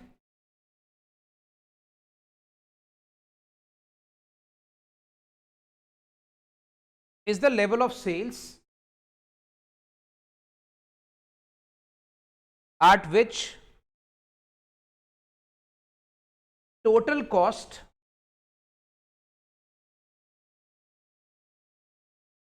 and total profits of two options are equal। देखो बच्चा, सिंपल सी बात होती है, मान लो मेरे पास बिजनेस में दो ऑप्शंस हैं। मान लो मैं कोई पर्टिकुलर टेक्निक, एक ऑप्शन एक्स की है, मैं उसको यूज करता हूं तो मेरे पास ये एक्स का प्रॉफिट आता है। मान लो मैं वाई को यूज करता हूं तो मान लो ये वाई का प्रॉफिट आता है। प्रॉफिट ले लो या कॉस्ट ले लो, जिस पॉइंट पे ये दोनों इक्वल आते हैं इस पॉइंट को हम लोग क्या बोलते हैं? आईपी। पॉइंट समझ में आ गया? तो जब तुम्हारे पास दो ऑप्शंस होती हैं, सपोज मैंने प्रोडक्शन करनी है, मैं प्रोडक्शन टेक्निक 1 से करूं या टेक्निक 2 से करूं, मेरी कॉस्ट सेम आती है। यार एग्जाम्पल, मैं पहले अकाउंट्स पढ़ाऊं या सीएमए पढ़ाऊं, पढ़ाना तो ढक्कन मैंने ही है। सर एक दिन मन करा, सर सुबह 9 बजे सीएमए शुरू कर देते हैं, और ढक्कन मेरे को कॉस्ट तो सेम ही लगेगी, मेरा जो एफर्ट है वो तो सेम ही है। आई यू अंडरस्टैंडिंग? तो जब ऐसा कोई सिचुएशन आता है, उसको हम लोग क्या बोलते हैं? इनडिफरेंस। ये सारे बच्चे याद रखना। तो इनडिफरेंस पॉइंट को भी हम लोग दो प्रकार से कैलकुलेट करते हैं। भाई अभी थकना नहीं, कुछ बच्चों के चेहरे पे मुझे थकावट सी नजर आनी शुरू हो गई है, थकना नहीं, ठीक है? अभी तो हमारी शुरुआत है, सुनो, अभी तो पहला सेट लगाया हम लोगों ने, अभी तो आगे बहुत सारे सेट लगाने हैं। क्यों डंबल? तो बहुत सारे सेट लगाने हैं। सुनो भाई साहब, इनडिफरेंस पॉइंट आपके पास रुपीस में भी निकलता है, इनडिफरेंस पॉइंट आपके पास यूनिट्स में भी निकलता है। देखो सुनो, अगर हम कहते हैं difference in fix cost, sir fix cost में डिफरेंस, देखो सोनू याद रखो, दो ऑप्शन की तो फिक्स कॉस्ट में डिफरेंस आ ही सकता है ना। मैं एक ऑप्शन की बात नहीं कर रहा, दो ऑप्शन की तो फिक्स कॉस्ट में कोई ना कोई डिफरेंस हो सकता है। अगर है तो डिफरेंस इन फिक्स कॉस्ट को तुम difference in contribution per unit से डिवाइड कर लोगे, तो तुम्हारे आईपी इन यूनिट्स आ जाएगा। इसी तरीके से अगर डिफरेंस इन फिक्स कॉस्ट को तुम डिफरेंस इन पीवी रेशो से डिवाइड कर लेते हो, तुम्हारे पास आईपी इन रुपीज आ जाता है। अब अगर तुम लोग सारे फॉर्मूलाज को लर्न करने की कोशिश करो, ध्यान से देखना बच्चा, अगर तुम अकल लगा रहे हो तो जो आईपी हमारा यूनिट्स में है और आईपी रुपीज में, ये सारे फॉर्मूला एक जैसे नहीं है। ध्यान से देखो, ब्रेक इवन में भी यही था, ब्रेक इवन की क्वांटिटी निकालनी होती थी तो डिवाइड करते थे कंट्रीब्यूशन पर यूनिट से, ब्रेक इवन की सेल निकालनी होती थी तो डिवाइड करते थे पीवी रेशो से। तो घूम फिर के बात तो सब में रिलेटेड ही है, तो लर्निंग पैटर्न आसान हो जाता। अब दिल की बात, ये पेपर में कभी नहीं आया हुआ, एक्स्ट्रा करा रहा हूं, बट छोड़ना नहीं है हमने, ठीक है? याद रखना।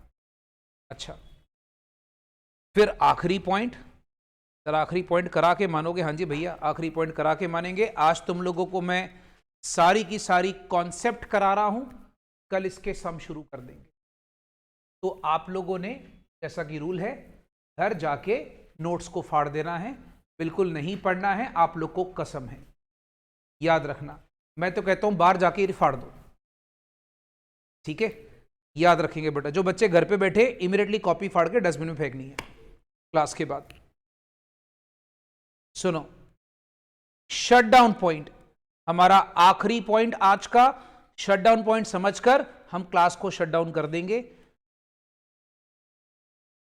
ये लीजिए भाई, ये क्या होता है समझ जाओ। देखो बच्चा, एक चीज मुझे बात बताओ,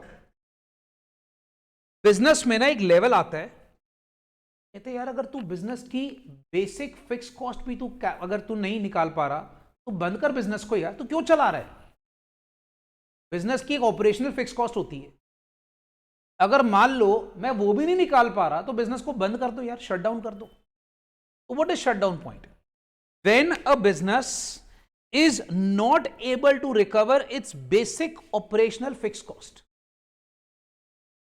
at that moment we should shut down the business, right? तो एक लाइन लिख लेते हैं बेटा इसके ऊपर,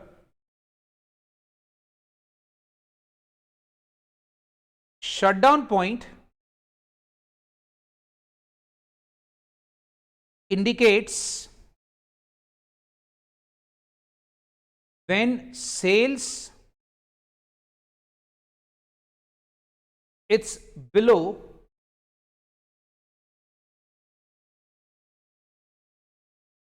sales is below its basics fixed operation cost.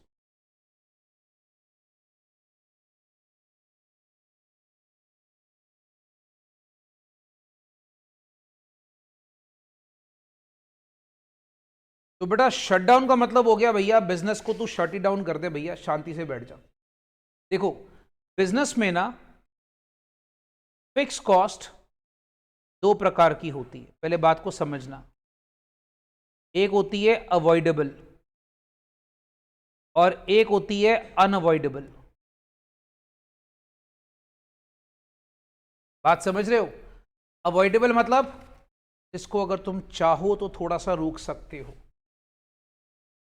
मतलब वो तुम्हारी अवॉइडेबल का दूसरा नाम होता है, तो मैं थोड़ा बता देता हूं।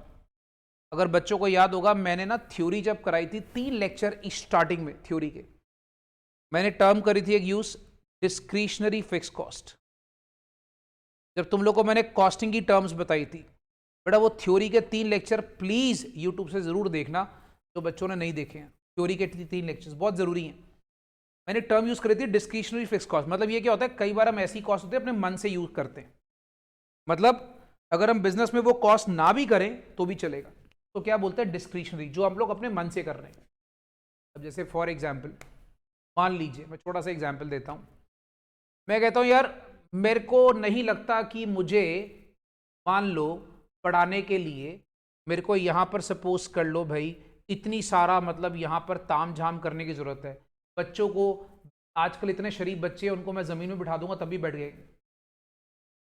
बात समझ में आ रही है? नहीं इतने शरीफ नहीं, एग्जाम्पल दे रहा हूं।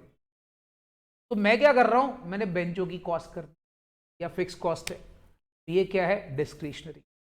उस जमाना था जब बच्चे गुरुकुल वाला सिस्टम होता था, याद है? आश्रम में बच्चे बैठते थे पढ़ते थे, आप लोगों को नहीं पता ना, मैं उस टाइम पे कॉलेज में था, मैं बात कर रहा हूं 1516 की। उस टाइम पे हमने पढ़ा था डिस्क्रिशनरी फिक्स कॉस्ट होती थी। चलिए वापस आते हैं, फालतू बकवास चलती रहेगी। अनअवॉइडेबल क्या होता है भाई साहब? अनअवॉइडेबल मतलब क्या, ये कमिटेड फिक्स कॉस्ट है, तुम कुछ भी कर लो भाई साहब ये कॉस्ट तो लगेगी लगेगी, तुम लोग कुछ भी कर लो ये कॉस्ट लगेगी लगेगी, इसको कहते हैं अनअवॉइडेबल। अच्छा अब जो शटडाउन पॉइंट होता है ना, याद रखो शटडाउन पॉइंट क्या कहता है, देखो तुम एक काम कर लो, तुम चाहे बिजनेस बिल्कुल ही बंद कर लो, तुम्हारा ये कॉस्ट तो तुम इग्नोर कर ही नहीं सकते हो, पर तुम ये कॉस्ट तो तुम इग्नोर कर सकते हो, तो कहते हैं बिजनेस एटलीस्ट तुम्हारा ये तो रिकवर करके दे। अगर तुम कर रहे हो तो तुम्हारा बिजनेस कम से कम ये तो रिकवर तो करके दे।